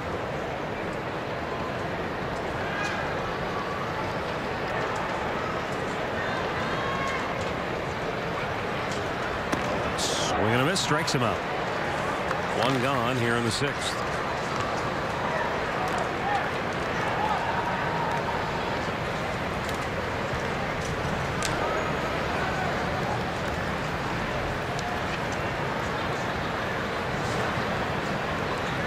Josh Morgan.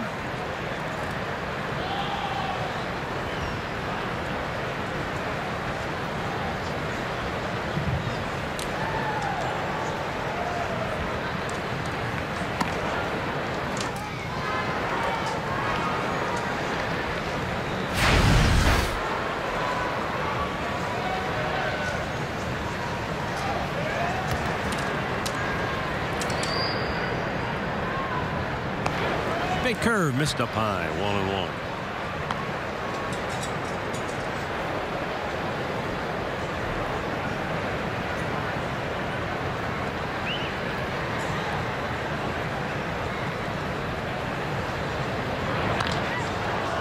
Sky high pop near the scoreboard. It hits the scoreboard. It hit it. And Narveson tried to get the ricochet, couldn't come up with it. What a joke. Ricochet baseball nets Texas a gift single.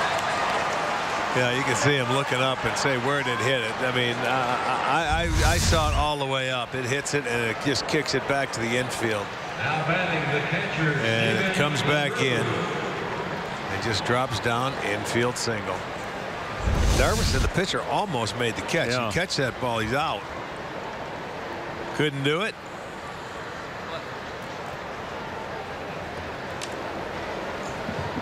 The ricochet. Got to play the ricochets.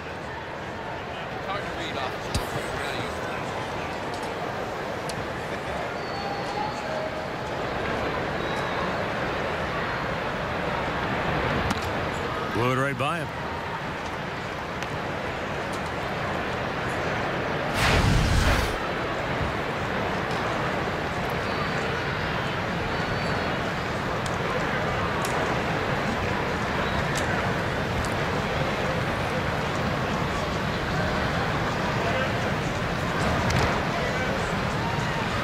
Stephen LaRue got a piece of that, stays alive.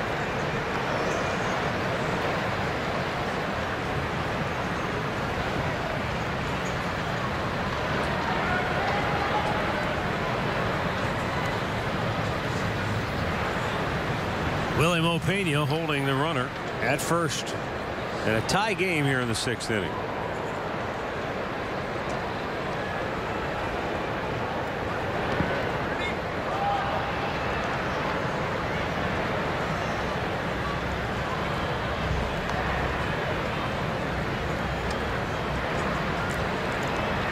Another ball in the dirt. Another nice job of keeping it in front and keeping the runner at first base.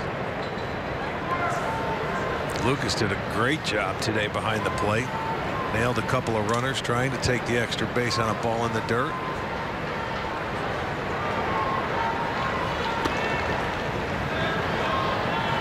That scoreboard that the ball hit off of, this was the home of the San Antonio Spurs for 10 years.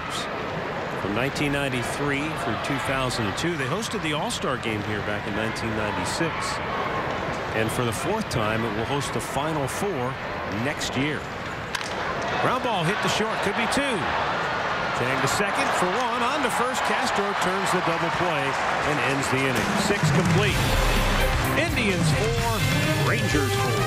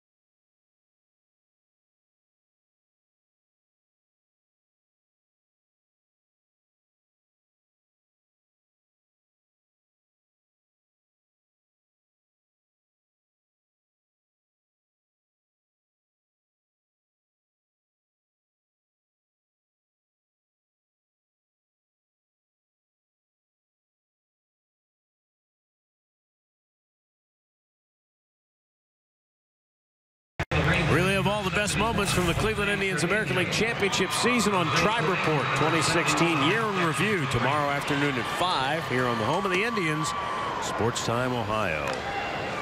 The San Antonio Riverwalk. It winds its way in and around the downtown area, lined with restaurants, bars, shopping.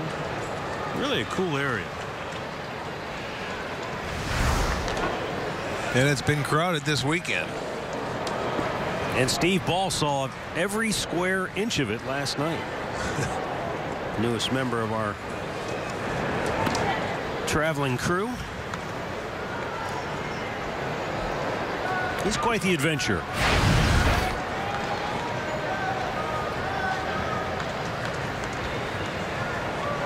Taylor Murphy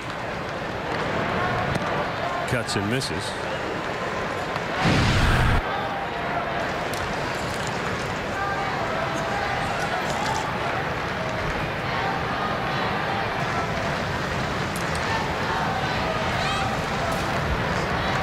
Third inning of relief work here for Alan Webster as he misses outside.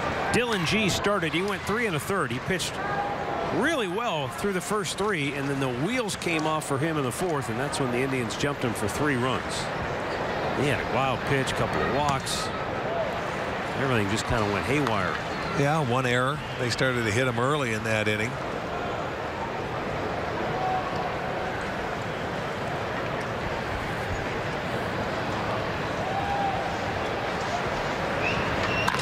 Murphy bangs one back to the mound. Easy out, 1 away. Well, defensively now for Texas. Jared Hoyt is now in left. Heineman in center. Tendler is in right. Whole new infield.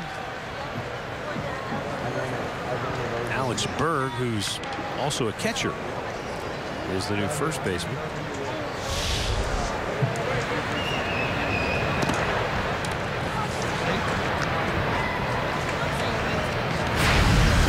Pena. Yeah, he spent the last year he didn't play. He was out of baseball last year. The previous 4 years he spent playing in Japan. So he's been off the U.S. radar since he last played in the big leagues was in 2011 with Seattle.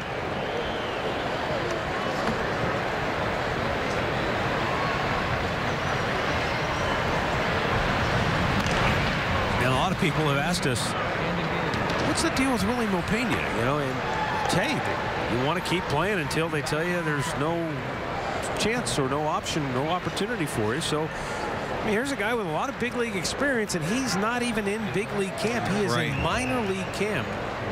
Just trying to see if there's an opportunity for him. He's out looking. 2 down.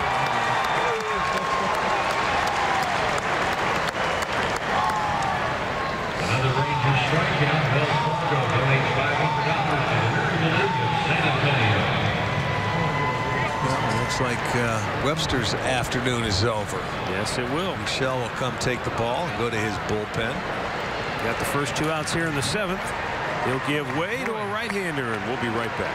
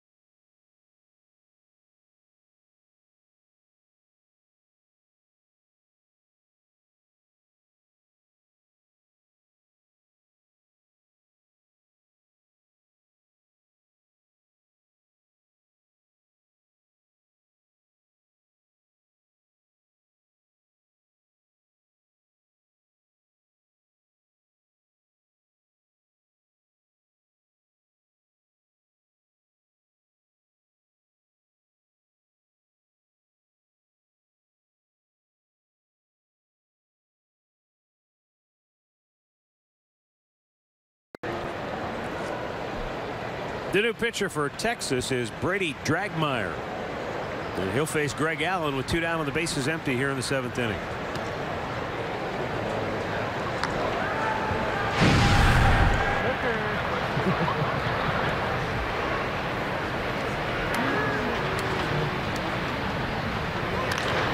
Pulls it to second base. Mendez throws him out, inning over. Stretch time in San Antonio. It's a tie ball game, 4-4.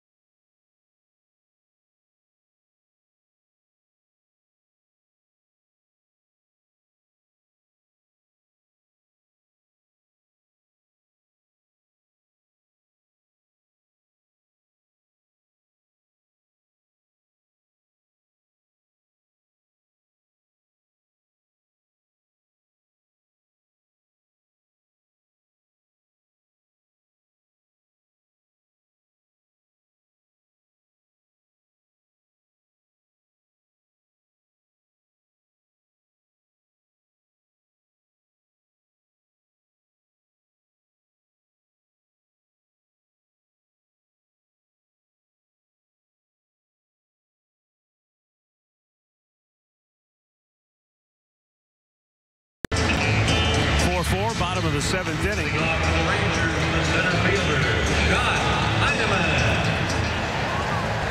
And the batter will be Scott Heineman.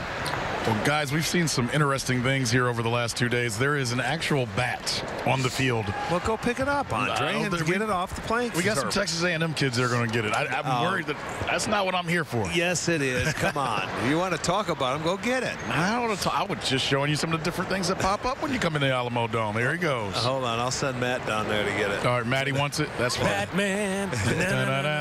See how easy that was? Good cleanup. Now, is that a specialist? Is that a Texas A&M bat specialist? Yeah, well, he goes to school there. We're going to ask him here in a second. A lot of the Aggies came down to check him out. If that was at your house, would you do it, or would your wife pick up the bat? My wife, get it.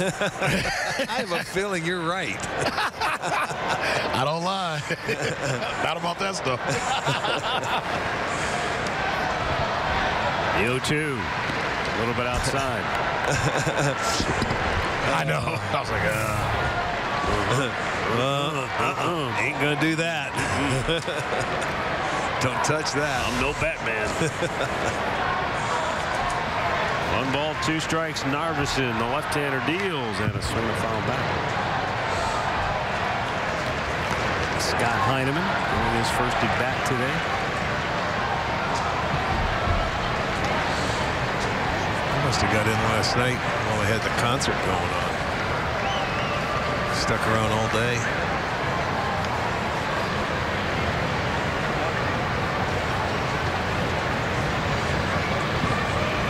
You ever seen a bat up close? Yeah. They look like flying gerbils. They like hiding umbrellas out near the pool or anything like that, poolside. Oh, yeah? Yes. They like it. You gotta open them up, see them. They will build homes in there. Are you talking about in Arizona? Or just anywhere? Ohio? Anywhere. Anywhere. Every once in a while you hear a story about somebody. Usually it seems like they're in older houses and they get a bat inside the house and it's just like mayhem. Because, you know, what do? You get a broom and start No, you get swat the sheets thing. or something and throw it over. And the ball hit to deep to right field. It's gone. Scott Heineman shoots one out of here to the short porch and right, and the Rangers take a 5-4 lead.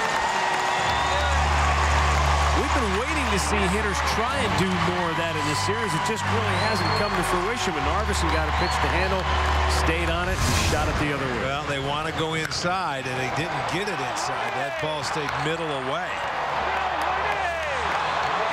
And, you know, there you'll see.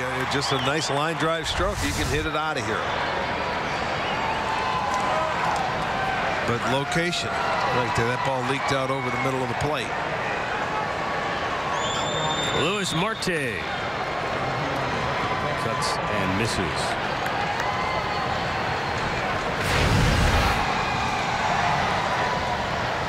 He's 23 years old out of the Dominican Republic. He bangs one on the ground to short. Chang bobbles it, recovers, throws, still got it. Tells you something about the strong arm of Yu Chang. Sometimes all it takes is one bobble and you don't get the runner. At shortstop, that's for sure. You know, some guys, when you got a guy that can get down the line, sometimes you can't even afford a bobble, but he got it. See how quickly he that right hand grabbed that baseball and got rid of it? He realized it. But he recovers, he didn't panic, and he gets the out. One down. And a strike. This is Luis Mendez. Luis Marte, Luis Mendez. Back-to-back in the lineup. They're about the same size, too.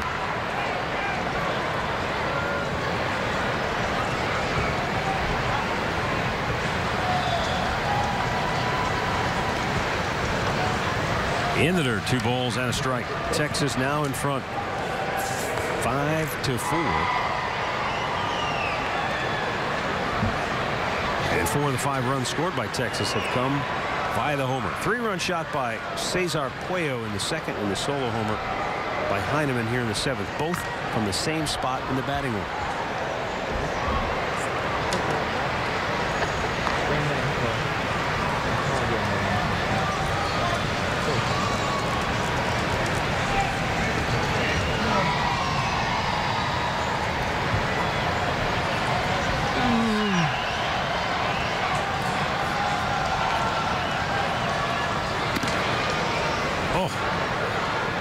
really good looking pitch. Yeah, I don't know what was wrong with that one. And it's a full count. You'll see it's right there. Wow.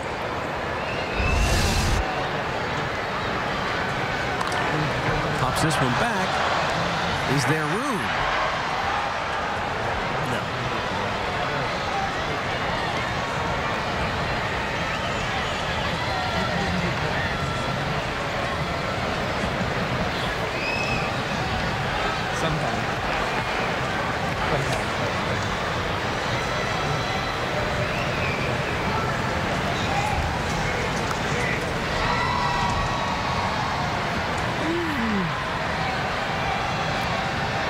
Narvison's payoff pitch is smoked into center field on one hop past Chang, who dove for it in vain. And the Rangers have a one-out base runner now. The first baseman, Alex Bird. Well, KeyBank Kids tickets start at just $10 for kids 12 and under with the purchase of an adult ticket. And the kids tickets are located in the family deck at Progressive Field, home to the expanded kids clubhouse. And they are only available at Indians.com. Alex Berg gets his first at bat.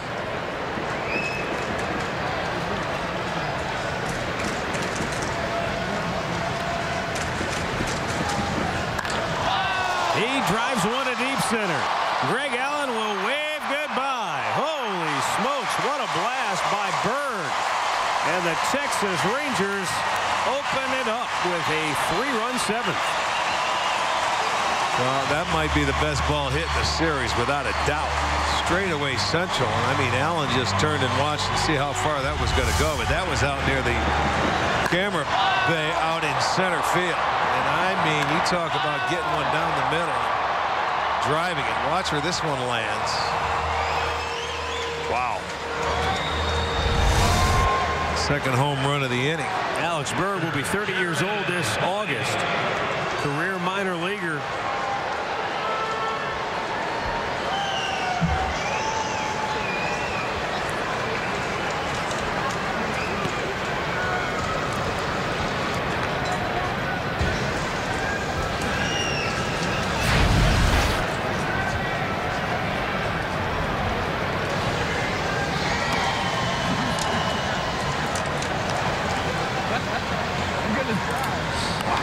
Yeah, so the Rangers today a solo 2-run homer and a 3-run homer in the ball game now. Jared Hoying taking a called strike. It was the Indians that hit 3 homers yesterday, and that's how they went on to win 3-2.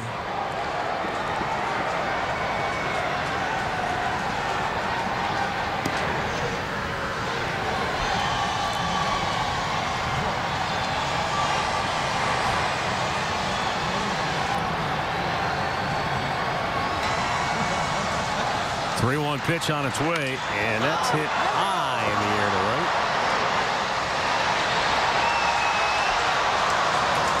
right. Castro, the second baseman, ultimately makes the catch. Isaacs was coming hard, but there are 2 down. Right fielder Luke Tendler. Luke Tendler will bat now.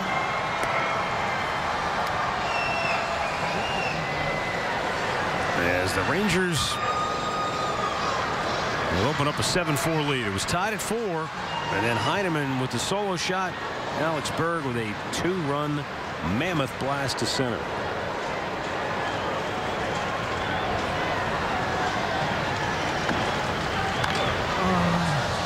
Could you imagine a big league team playing a full season in this park with these dimensions? Absolutely. There'd be some distorted numbers with it. Yeah, that would be no good. You have a chance to have somebody hit 100 home runs. That would be no good. Because just the left field, the ball seems to carry. Forget about the short porch. The ball really seems to just jump. Yeah, I couldn't imagine. I don't know what the distance on that last home run was, but well over 400. That would have been a home run in the Grand Canyon.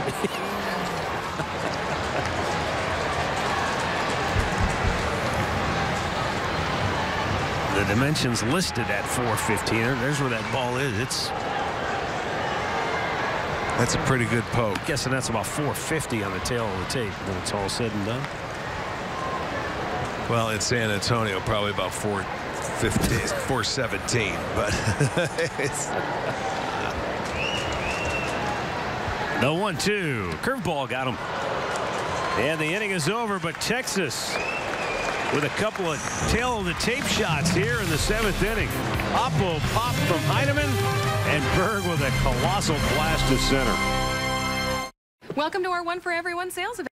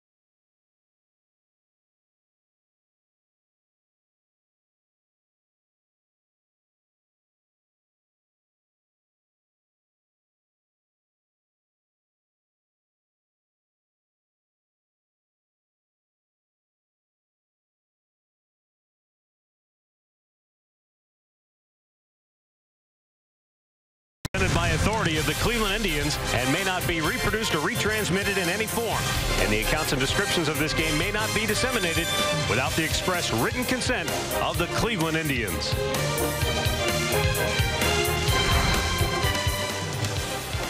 (7-4) now Texas. Indians batting here in the 8th. Jonathan Mendoza leading it off.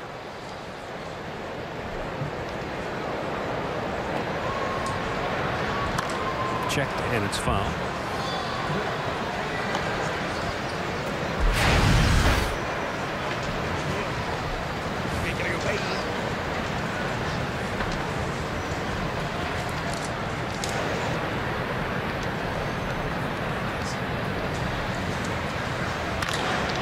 Ground ball to second base, and Mendez will throw him out one away.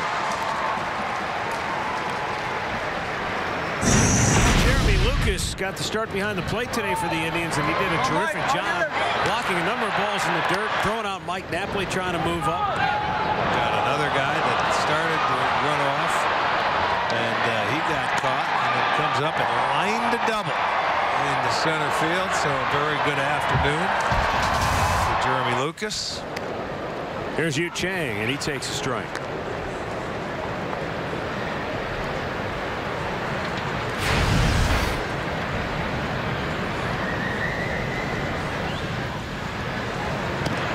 Cuts and misses down and in.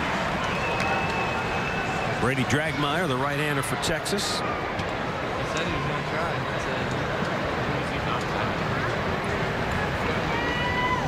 Got the final out of the 7th. Bullpen quiet as he pitches here in the 8th. He knows his role. Chang lined it doubled on the left field line last night. Got a fastball inside that he turned on nicely. He's not watching many pitches around his own.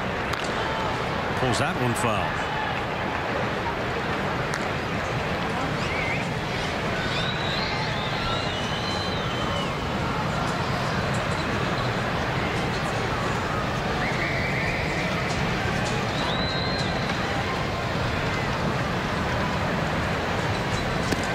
Swing and a miss, and down goes Chang, 2 away.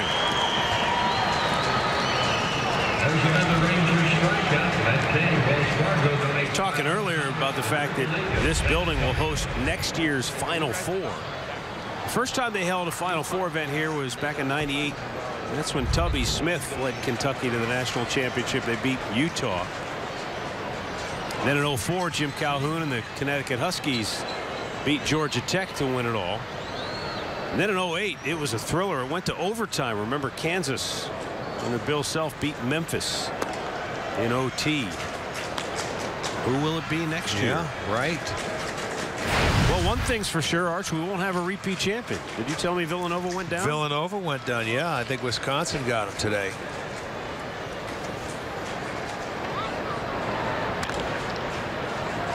Daniel Salters pulls it foul. 1 ball, 1 strike on the Indians catcher.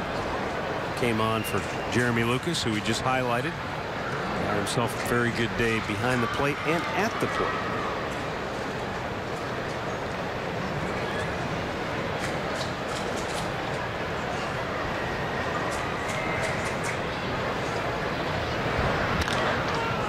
Pulled to second base, and again Mendez makes the play. Middle of the 8th, 7-4 Texas.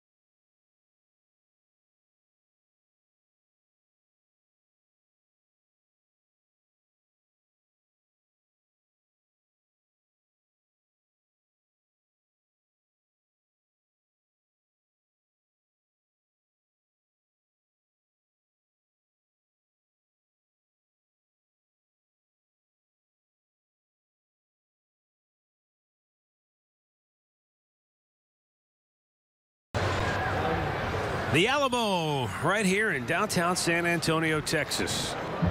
Literally a block away from the hotel we stayed at. So it's kind of cool to just walk over there and stand in front of that place and realize a little bit of history there. A very important piece of Texas history and U.S. history. Well, it was so busy here over the weekend. You know, they had tours going through there where you hook up and you get everything. So they had long lines everywhere. Foul back out of play.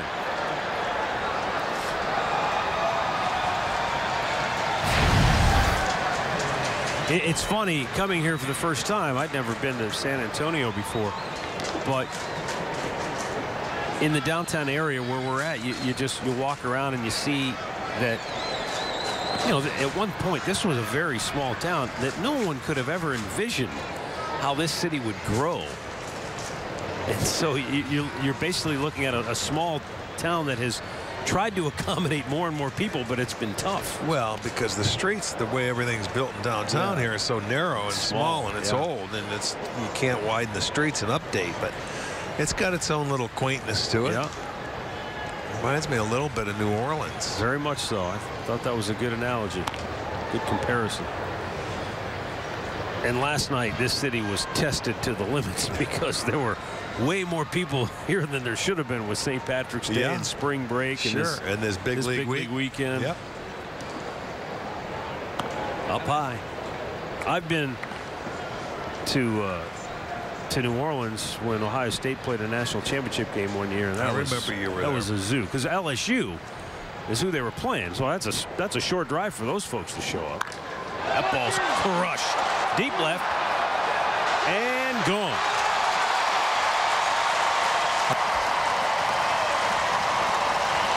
And the Rangers add to their lead with their 4th home run of the afternoon.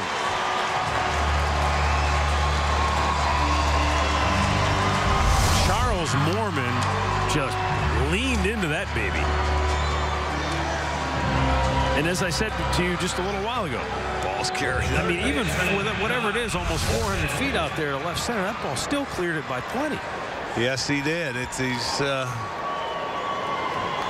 been able to put the barrel of the bat on the baseball in the last 2 innings. That's for sure. This guy's getting off.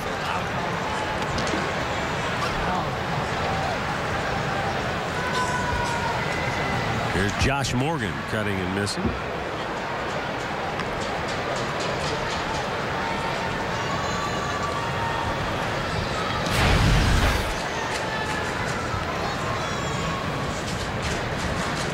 And the 0-2 pitch. For those of you who weren't with us last night and are wondering, the big league weekend that they have here in San Antonio, this is the 5th annual event that they've had. Ryan Sanders Baseball, Nolan Ryan's company, is the big sponsor and driving force behind this weekend, bringing major league teams to the area and hosting this mini exhibition. And they want to continue it, but they will not host one next year because of the Final Four and all the preparation that has to be done for this building in advance of that event. But they hope to continue it the following season.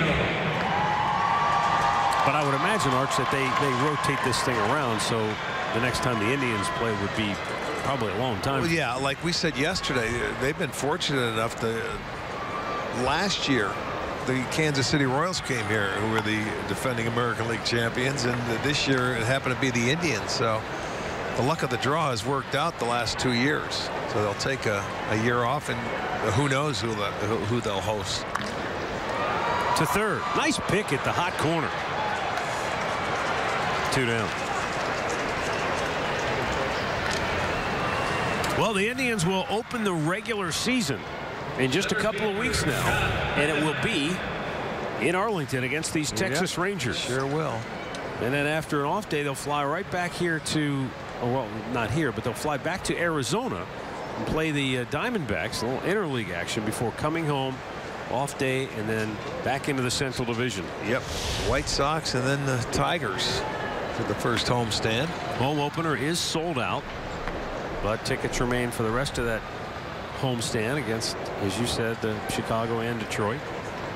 Well, you know, it makes sense because there's been times where we've been playing teams out of our division where they only come one time, you know, in April. Yeah, right. So it's almost, you know, it should be where you're playing in your division, because if you do get rained out, you have plenty of opportunities to make a game up, or if anything should happen weather-wise. I like the little caveat you threw in there. Not just rain, but hey, should it snow? Well, we've seen it. We've seen it all. Last year we had an ice out. Remember, it wasn't really snowing on opening day, but there was just ice on the field, and they said that, no, we're going to try this again. Ice, you remember back in 2007, 10 years ago, where I forgot all about that one. Seattle, they ended up coming in for the whole year on off days to make up that series. That was a 4-game series with Seattle. And then we ended up having to go to Milwaukee and play. So, yeah, anything can happen. 4, 5. That was around Easter time. Yes, it was. Back then, so hopefully it's going to be beautiful. It's been a mild winter for the most part back in Ohio. So let's hope spring. Spring's not even here yet. We got to. I think it's been colder the last week in Cleveland than it was the whole month of February. Well, it's getting out of the way now. The payoff pitch from Chris Narveson. And it's popped. Is it playable? Long run. No, sir. Can't get to it. We haven't really seen it, but down the left field line, there's probably 30 yards of foul territory. Look at how much room there is in foul ground on the left field line. Yeah, you could run wind sprints over there from the line over to the wall. I don't think we've seen a ball out there in the two games. Not one. There's a ground ball to third. Mendoza throws him out. Another homer for the Rangers. And they are rolling as we head to the ninth, leading at 8-4.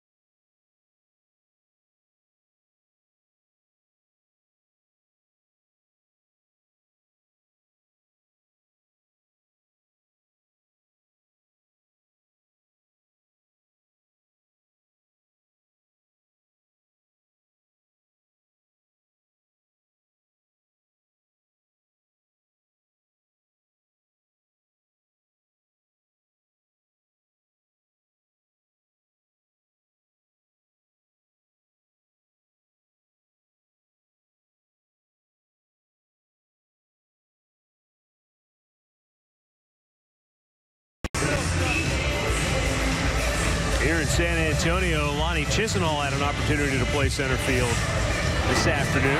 It's funny. He got some action. Well, the first 2 hitters of the game went out that way. He had an easy play, and then he had to run on one. A nice line drive play.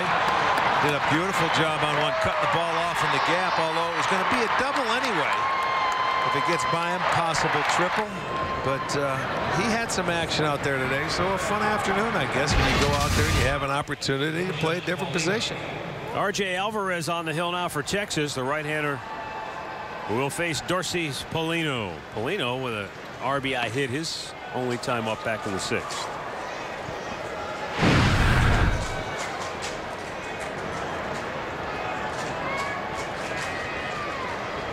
Eight for Texas.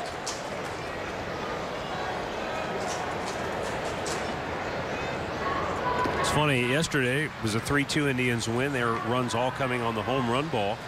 And today, 7 of the 8 Rangers runs scored via the home run ball.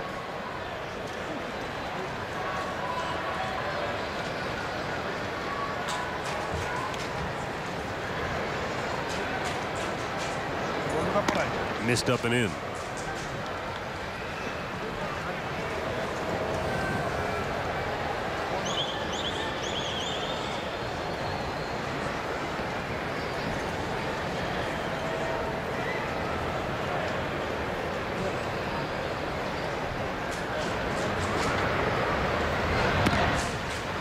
Just did catch the outside corner.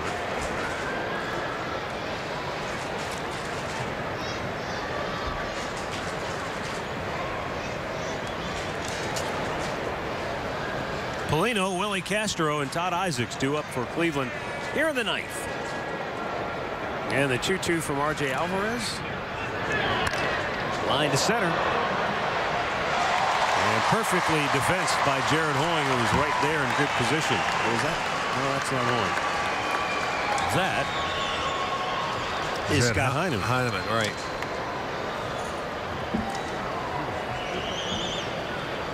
So 1 away for Willie Castro. You know, next year will also be the 25th Alamo Bowl. Wow. Doesn't seem like that game's been around that long, but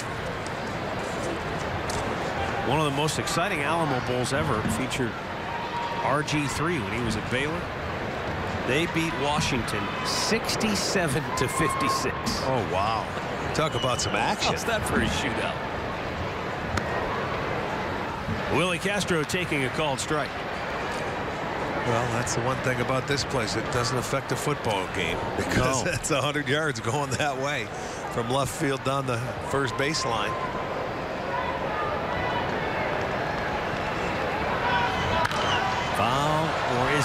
That's in foul territory and out of play.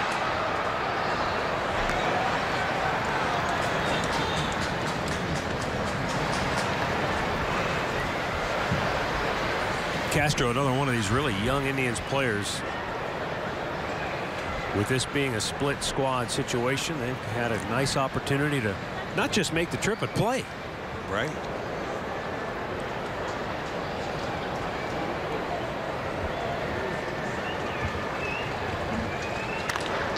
And a ground ball to first. Long flip. Nice job by Alvarez to cover the ground and get there. And there are 2 away.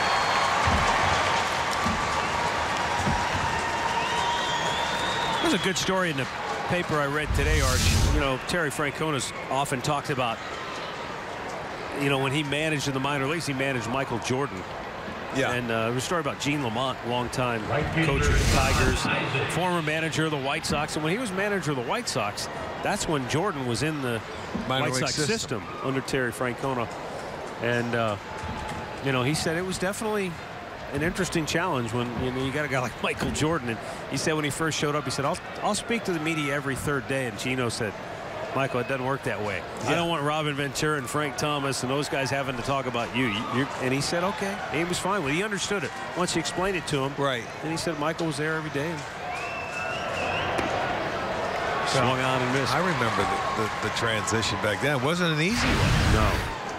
You know, you're talking about being as great as he was at the game of basketball, to think you can just come over and put on a baseball uniform and go down and play. We've talked to Terry a number of times about, you know, that's not an easy thing to do. But the thing Terry always appreciated is that, you know, Michael put the work in. Yes. He did everything everybody else did. He didn't want any special treatment. And, you know, you have to respect that.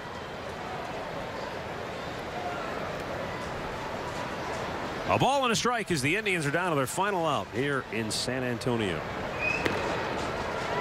Off the outside corner.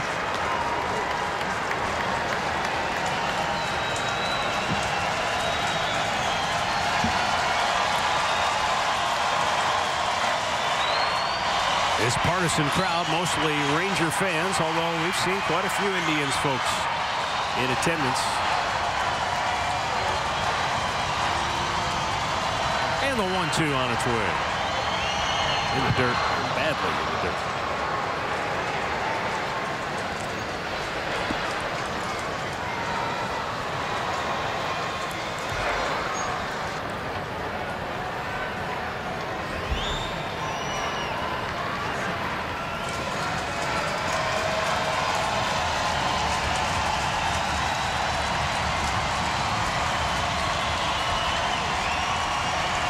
R.J. Alvarez. Looks like an off-speed pitch heading Isaac's way. Got him to swing and miss and end the ball game. So Texas splits this big league weekend series with the Tribe here in San Antonio as they bounce back and win here today by a final score of 8-4. Rangers powered by the long ball. A 3-run homer by Cesar Puello in the second. A solo shot